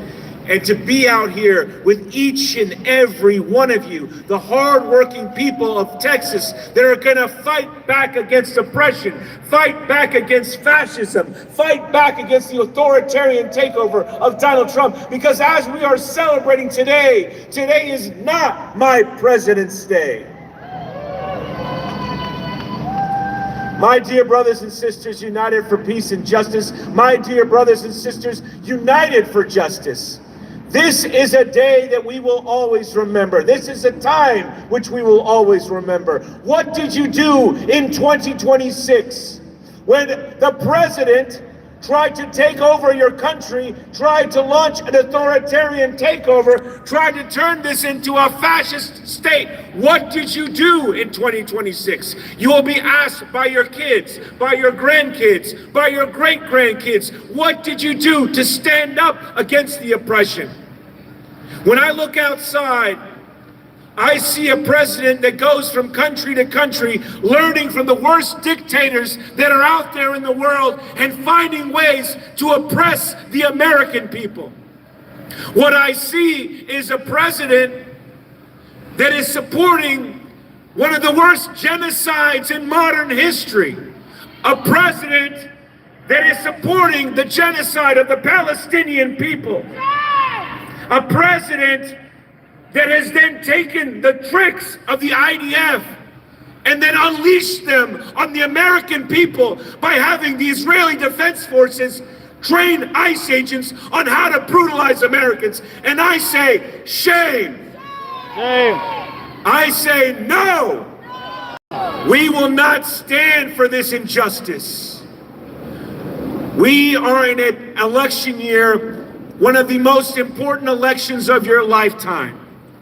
This is a chance to save the American democracy, because the very foundation of the American democracy is crumbling. The very framework, the fabric of our democracy is falling apart.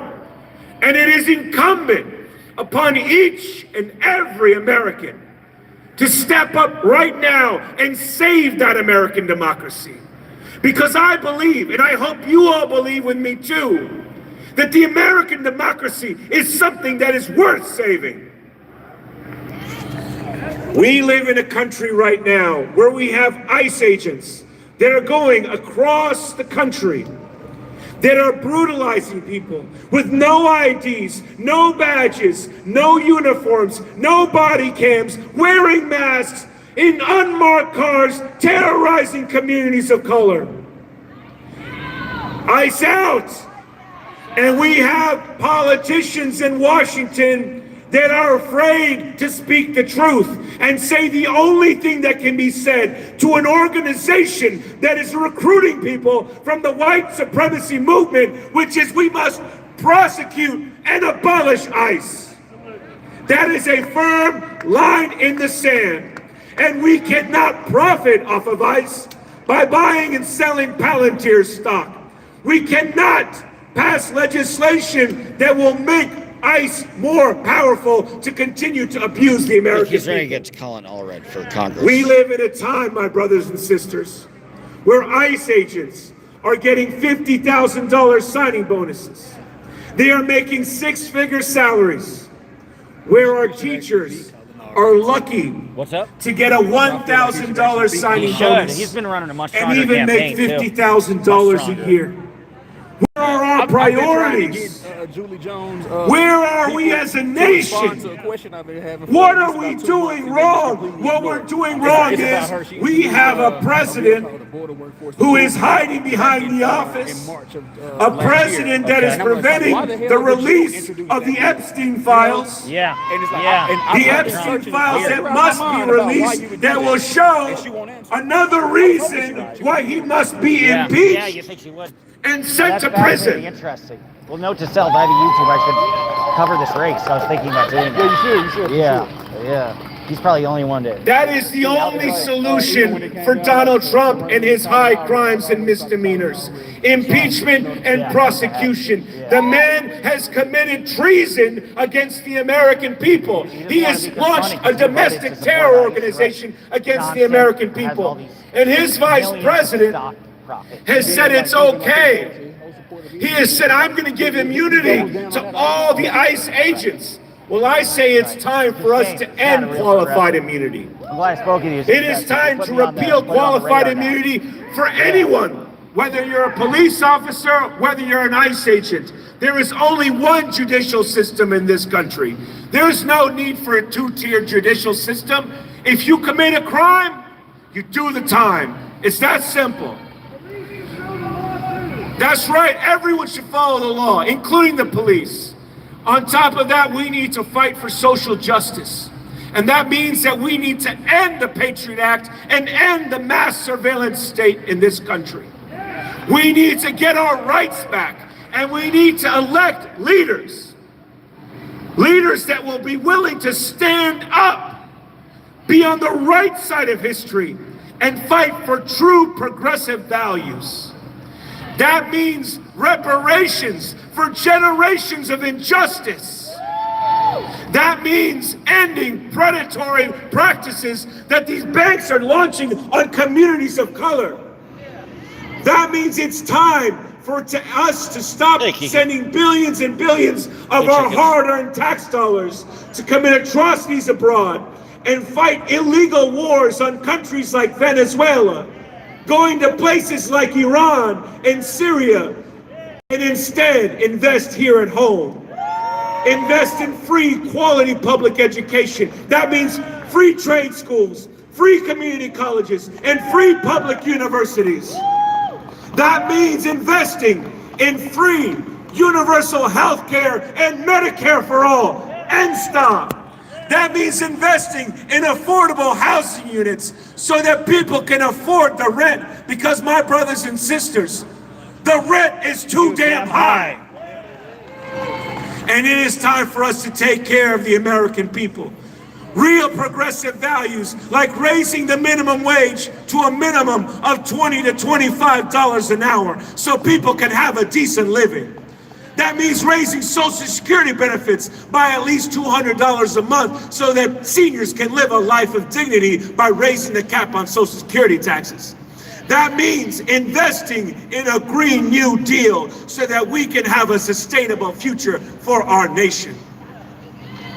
So what I will say is this: the time for us to elect politicians like Julie Johnson and Colin Allred, who have taken a combined $700,000 from AIPAC and the pro-Israel lobby, is over.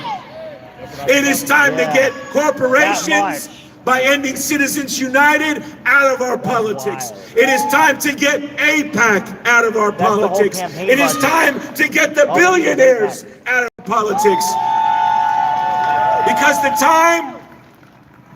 the time for these billionaires is coming to an end, and we need to do what we can to fight for the oppressed people.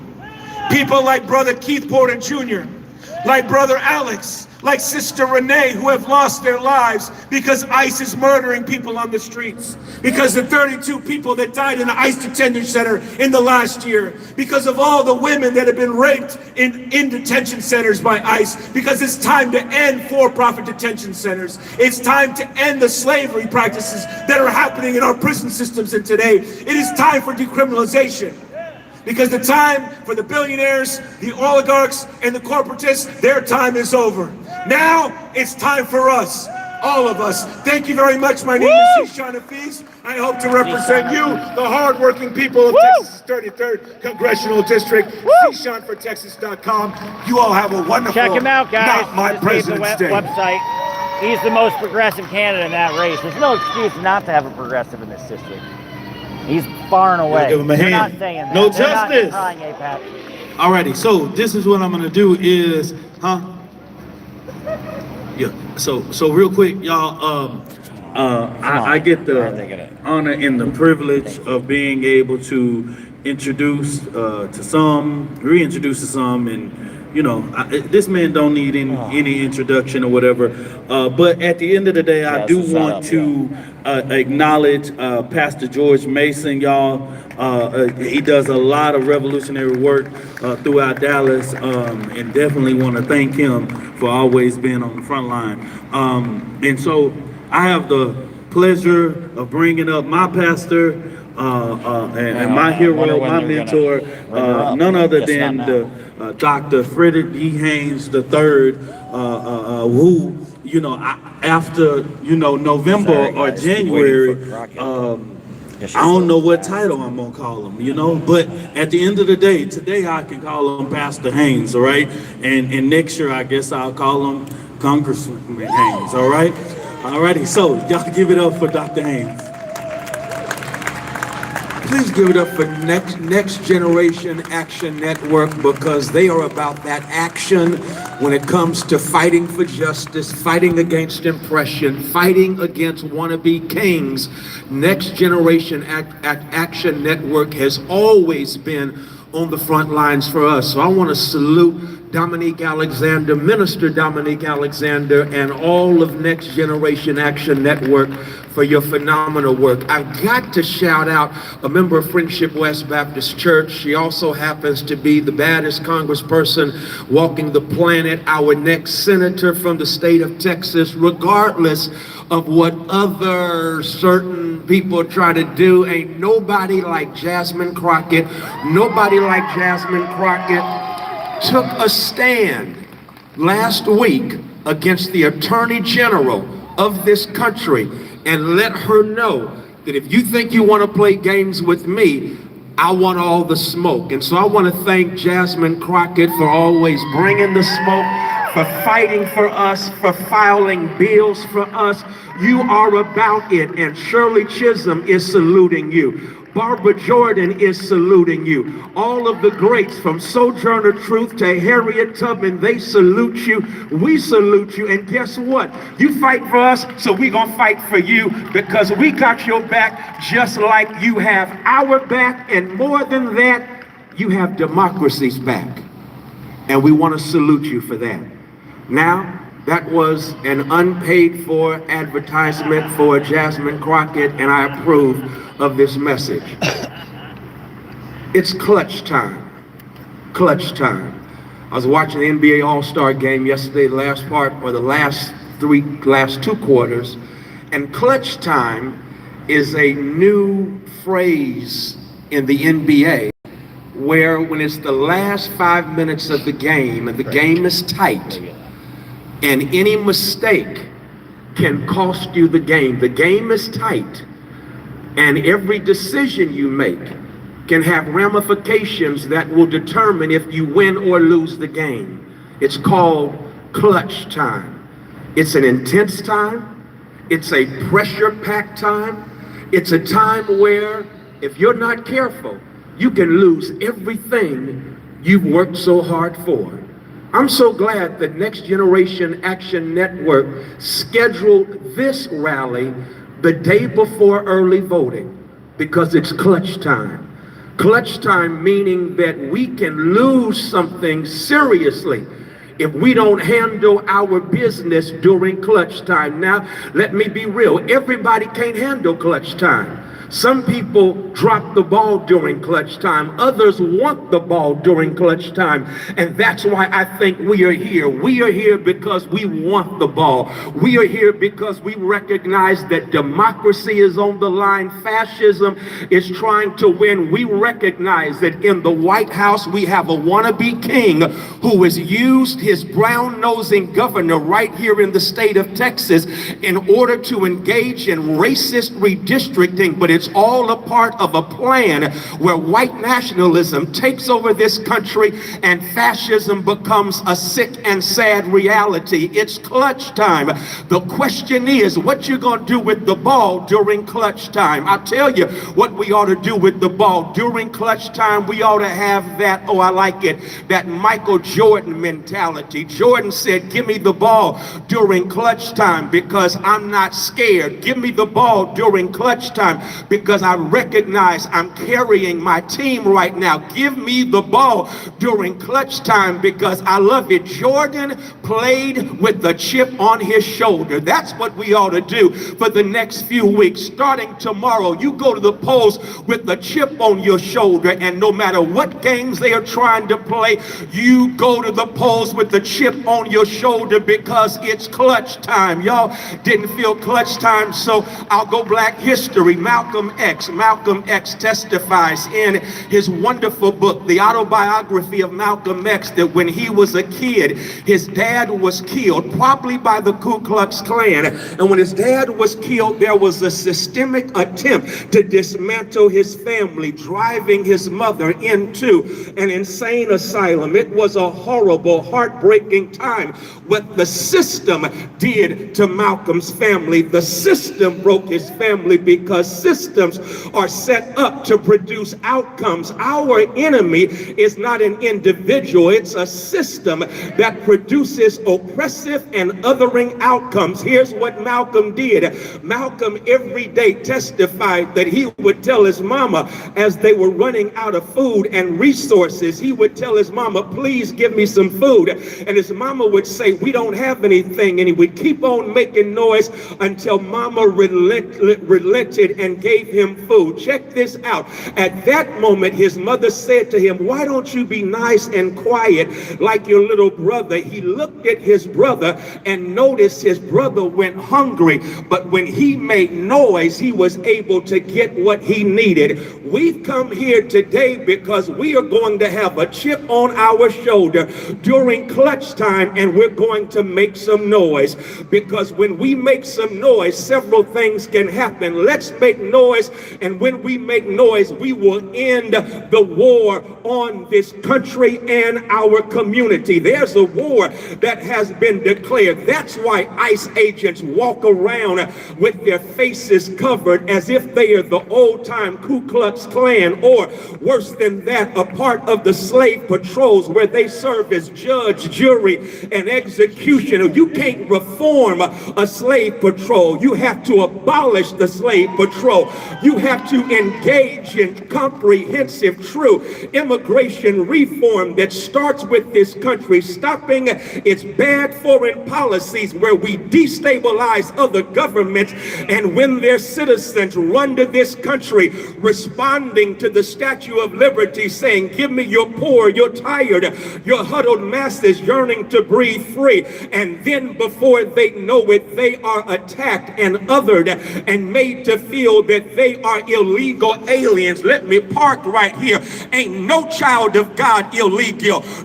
No one is an alien unless you come from Mars, unless you are orange in your constitution. So quit calling them illegal aliens. But not only must we end this war, we must also fight for economic security through economic justice. Y'all, it's become so expensive in this country, I can't afford to live in America. And so America is set up for those up and in as opposed to those who are down and out. We need a true cost of living wage.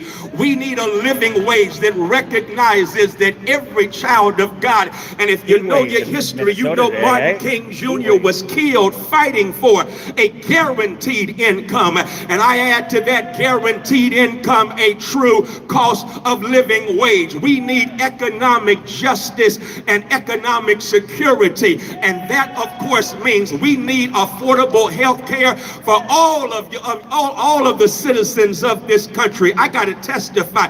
I got sick when I was over in England studying for my first doctorate degree. And what blew my mind, I had an asthma attack, George. They rushed me to the hospital via ambulance, put me on machine, give me a prescription.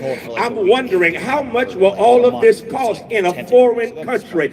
I then pull out my wallet and I'm embarrassed when the receptionist says, oh, you must be from the United States. Here in this country, we believe that health care is a right for everyone and not just a privilege for the few. We are going to make some noise because we want to ensure economic security through economic justice. We're going to make some noise because we believe in saving and being good stewards of the environment. It's something sick in a country where your life expectancy is determined not by your genetic code, but by your zip code, because in too many instances, the billionaires create pollution that poor people end up inhaling, and as a consequence, we have bad water, we have toxic air that we inhale right here in Dallas. We recognize you can live 15 minutes from someone who has a longer life expectancy, not because of genetics, but because of environmental injustice. And so y'all, I hope you know it's time to make some noise. We ought not go hungry at the table of democracy. All of us ought to eat. All of us have a responsibility to eat. So go ahead and make some noise when you march to the polls. Make some noise and vote for justice. Make some noise and make sure that all of America experiences liberty and justice for all. If we make some noise, this country will finally do justice, love mercy, and walk humbly with God. When we make noise, we'll have justice. We'll have judges who are more concerned with justice than getting paid. When we make some noise, we'll make sure that the poor are not ignored and there's no war waged on the poor. Y'all, I'm simply saying it's time to make some noise. I'm done. So I'll give it to you like this. If you got the hookup and you're ready to make some noise, holler if you hear me, because it's our time to take this country back. It's our time to move this country forward in a direction of healing, a direction of justice, a direction of peace and righteousness. It's our time. And I don't know about you, I made up my mind. I'm gonna be like Malcolm and make some noise.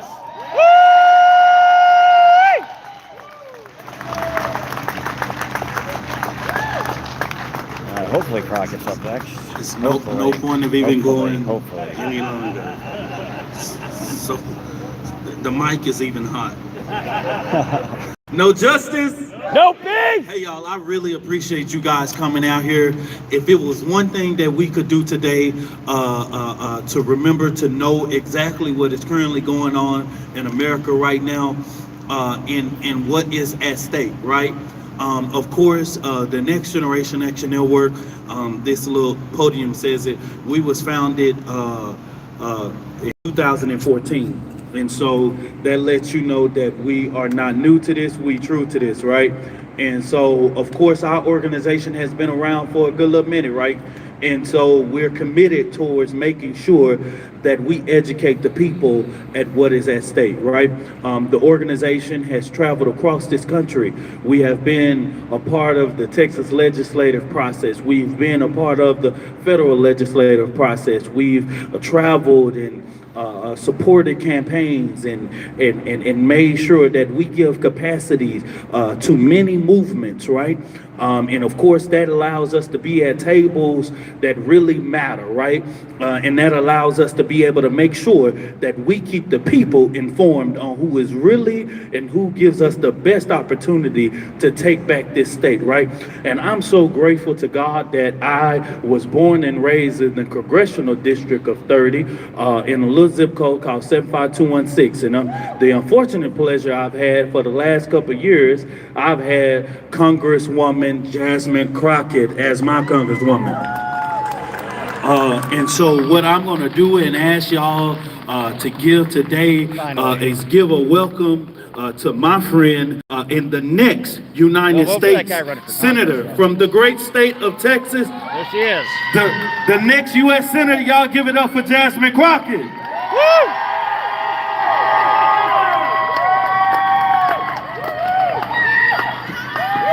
Listen, it's not even fair that I have to speak after my pastor. Now everybody knows that I ain't no preacher, I'm just a PK. But nevertheless, I'm so happy to be back in the state of Texas!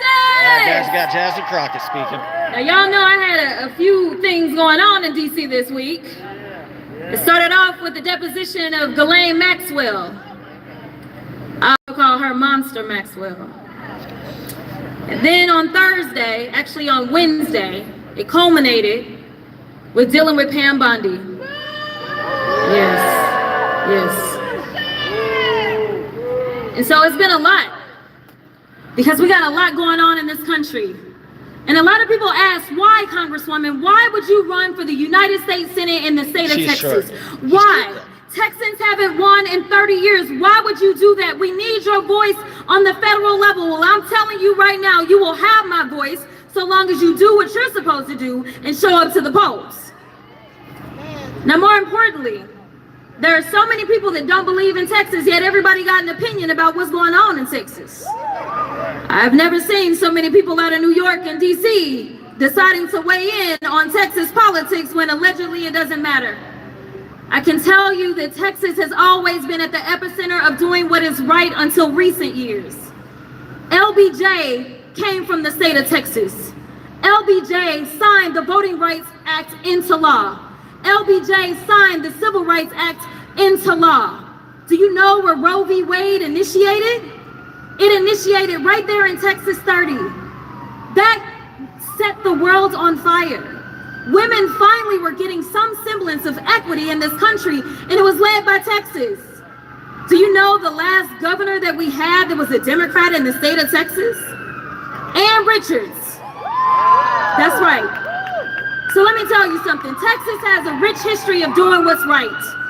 Unfortunately, under the leadership of the Republicans, we have only seen our state go down and down and down. And so in this moment where people are saying, well, how can the president do this? And how can the president do that? It requires all of us to do more. It requires all of us to ask, what is our purpose in this moment? Because some people keep looking for leaders to save them. I'm here to tell you that nobody is coming to save you but yourselves. It is time for us to recognize that the power belongs to the people and that it never left us. They want to convince us that we're powerless or we should be hopeless or that we're helpless. Why do you think they keep attacking us at the ballot box? It's because they want you to feel powerless. I'm here to tell you that democracy hangs by a thread, but it still exists. The reason that the president recently said maybe we should federalize our elections. He knows he's losing. The things that matter to Texans and frankly Americans is about how in the heck are we gonna pay to put a roof over our head? And right now we know that we have a president that only has concepts of a plan. He doesn't have a plan to make life more affordable, whether we're talking about housing or education or putting food on the table.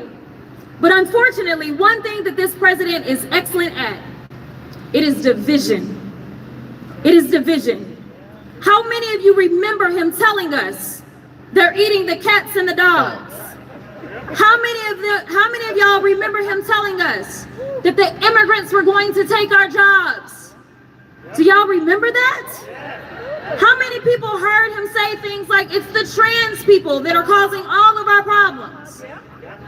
At the end of the day, when I look around, it's not the trans person, it's not the immigrant, and it's absolutely not the black folk, because you know DEI supposedly means black, right? It's Trump and his cronies. It's the billionaires. It's the 1%ers.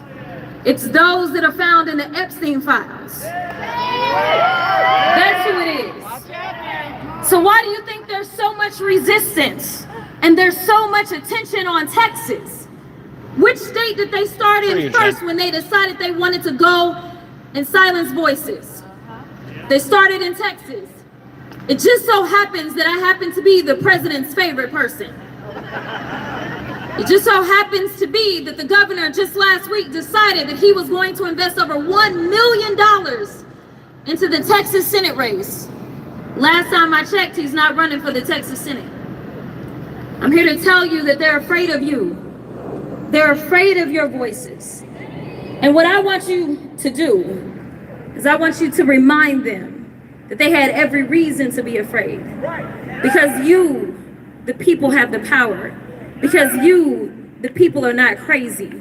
Because you, the people, are going to hold them accountable. DC is full of cowards.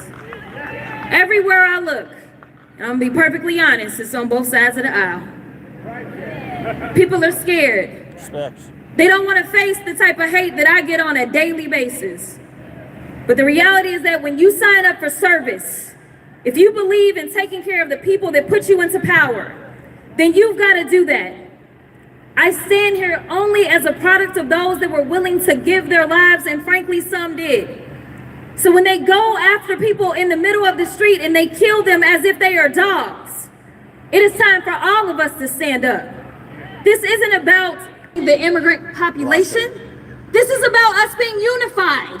If they can attack one of us, they can attack all of us. This is the problem. We have got to be as unified as possible. And frankly, it is time to tune out all of the noise. If we are not talking about how we are going to make for a better America, then we ain't talking about shit.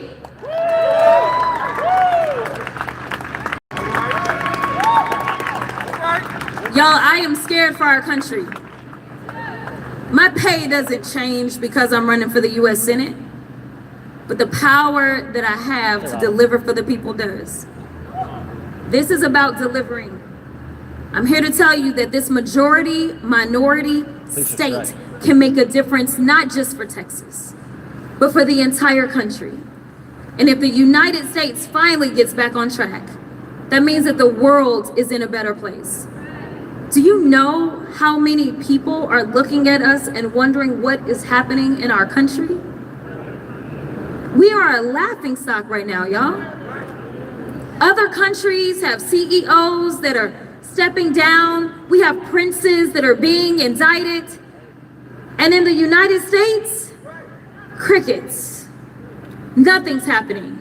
We have a president that says that the Epstein files are a hoax because his name is in there more times than I can count. We are better than this. I know that there are some that says, no, this is who America has always been, but we, the people, decide who this country is going to be. And I am here to tell you that I believe in we, the people. I believe in Texas. That is why it is time to raise our voices. Come rain, sleet, hail, or snow, we've got to show up and show them who's boss. We've got to tell them that we will not continue to accept the mediocrity and the hate and the flat out corruption that is coming out of DC. We deserve better. We can have better. We are going to have better. All we gotta do is do our part. So God bless you all. Cool. All right, guys. That was the deal. Oh, part of it. No justice. No peace. No justice. No peace. No justice. No peace. No justice. No peace. Alrighty, so I want to thank you guys for being here today. Hope you win. For joining us. Like we said, it's important that we get out and do what? All right, but vote what? Early. Vote what? Early. Vote early, y'all. And listen, let me say this quick. If y'all haven't stopped at the Next Generation Action Network table, you want to volunteer, sign up. But I hope that you guys are a part of many organizations, supporting many organizations that are here on the front line, to all of the different movements. Let's keep the fire burning here in Dallas and throughout this Metroplex. I am so proud of so many of the frontline organizers who are doing courageous. Need help packing up or anything? Today was one step in the right direction. Yeah, you want help packing this guy up? Oh, no, I'm sure. Okay. Thanks for the good material again. I appreciate it. We have power in numbers. She was good. I've never seen her speak. What do you think? She's pretty good, don't you think? Yeah. See, she should have more rallies. Yeah. Civil rights, no matter what it may be. I don't blame you. You be both. You be both. All of the speakers, everybody who took out of their time. But Jazz should have more rallies because she's more fun to watch than Tellerico, I'll be honest. At General Lewis Social Justice Academy. That is Yeah, at she should go out there more. East Boulevard, Dallas, Texas. We'll see you down the road, I'm sure. I can see you guys a part of the Social Justice Week, y'all.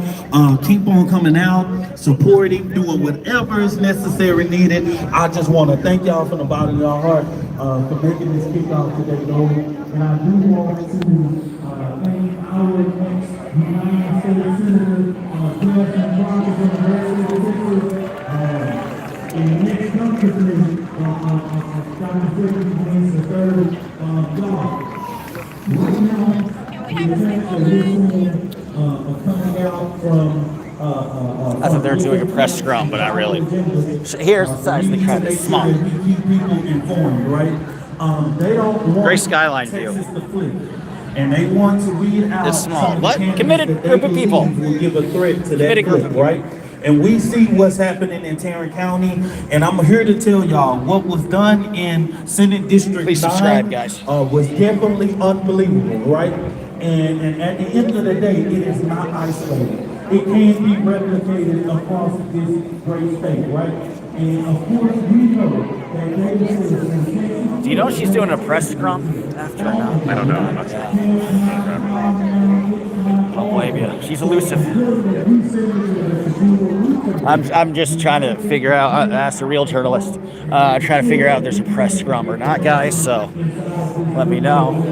He's on deck. Sometimes he has to do it, but I don't. But we'll see. Well, I'll wait. Let's do some analysis. She's a great speaker. She's a lot more fun to watch than Tellerico. Like, I was watching Tellerico, I was like almost half asleep. She should do more rallies. Because I think people would come. She's not. which I think she's going to lose it, but she should do more rallies because she's very fun, energetic, and she, you know, the difference in her and Tellerico is like too perfect by half in some sense, and she's a little more real, which, you know, she seems less calculated, so I respect that. So she should be out there more, but meeting her supporters. He's got a lot of love.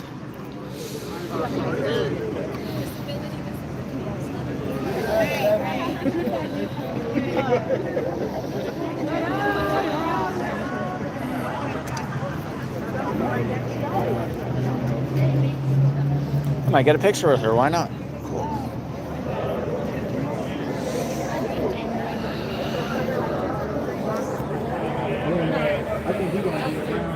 Please subscribe, guys. Might sign off, get a little photo.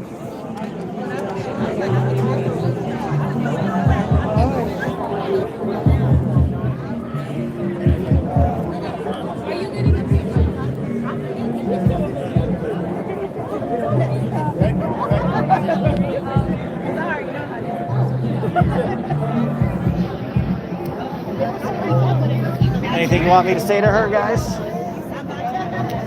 So I'll get to meet her.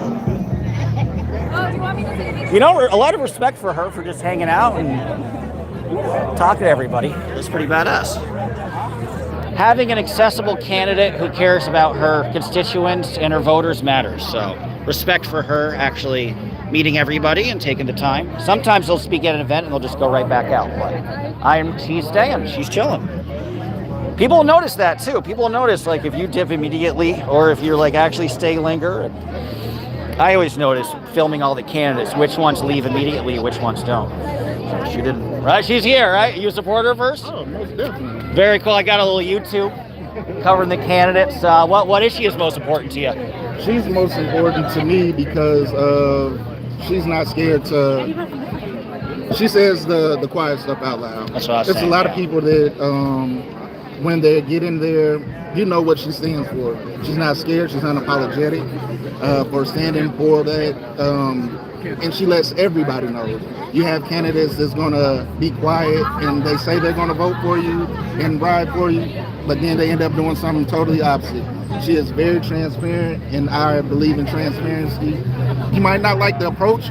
You might not like how she talks. I like but it. If you look, You're up though. I don't want you to lose your place. Thank you though. You're awesome. I appreciate it. I gotta get a pic with her, guys. Don't have a kid. Someone just had one. I know. That's what gave me the idea. No, I don't have one. I'll catch on. Cool. I got my pic. So cool. You like Jasmine? I got my picture too, real quick. Very cool. This is the one you need to talk to her about. Okay. I've got a little interview. I got a little YouTube. I'm just interviewing people. I don't want. He was so eloquent though. He was pretty awesome. I don't want to put anybody on the spot. Yeah. But I was just saying to him, she's so good, and I admire here that, you know, I go to a lot of these candidate events, and they just are here for a quick second and then they leave, and I admire she's staying, like, talking to everybody. You know, that makes a big difference. But yeah, I think she'll pull it up. I think she's doing very well. She's a lot more fun. She's a lot more fun to listen to than Tellerico. I was telling him Tellerico's like too perfect, or he's just like not relatable. He's just like almost like the stiff robot. Yep. You know, and he like everything's too. Feels like he has to be that way. Yeah, but yeah, today's day and age though, people want a human being. Yeah. You know, so I think she'll pull it off. Are you with AFL-CIO? No, Teamsters. Teamsters, keep up the good work. I'm from New York. How are the unions here? Do they have any influence? We have a lot of work to do. I'd imagine. We have a lot of work to do. Swim upstream. Especially in this right to work state. But, yeah, right. But we have a lot of fighters, young active labor leaders. They are really doing a lot. So that's good. The next generation is doing a great job. Well, I admire that because there's such a, first there's the right to work, and then there's the effort to just take the unions away completely and take away their benefits. It's people like you that are fighting. Like, no, they're still here. They're still this institution. They're still giving them benefits. They're still advocates for their workers, despite, you know, the entire legislature trying to change that. We still have a long way to go, but yeah, we're closer than we were yesterday. I like that. I like, honor to meet you guys. Keep up the good work.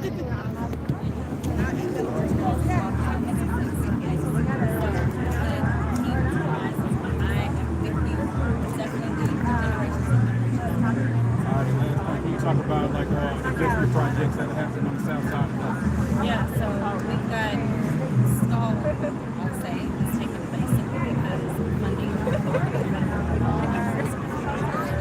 historically the things that we've worked on, we've got some money to see if it kind of continues to flow. I was able to get the second largest investment from Reconnect Community Grants in the entire nation. We got over $30 million that was brought right here to South Dallas to connect historically disconnected community because of highway infrastructure, which we consistently have seen specifically detrimentally impacts people of color in our communities. So hopefully monies are still flowing and the president hasn't necessarily pulled it back because we know how big it gets. That's probably one of the biggest ones. And then as we get to see bills specifically, we're able to clean buses so that we can reduce the carbon footprint and make sure that our kiddos that are struggling with asthma and things like that will have a safer ride to school. Love you back.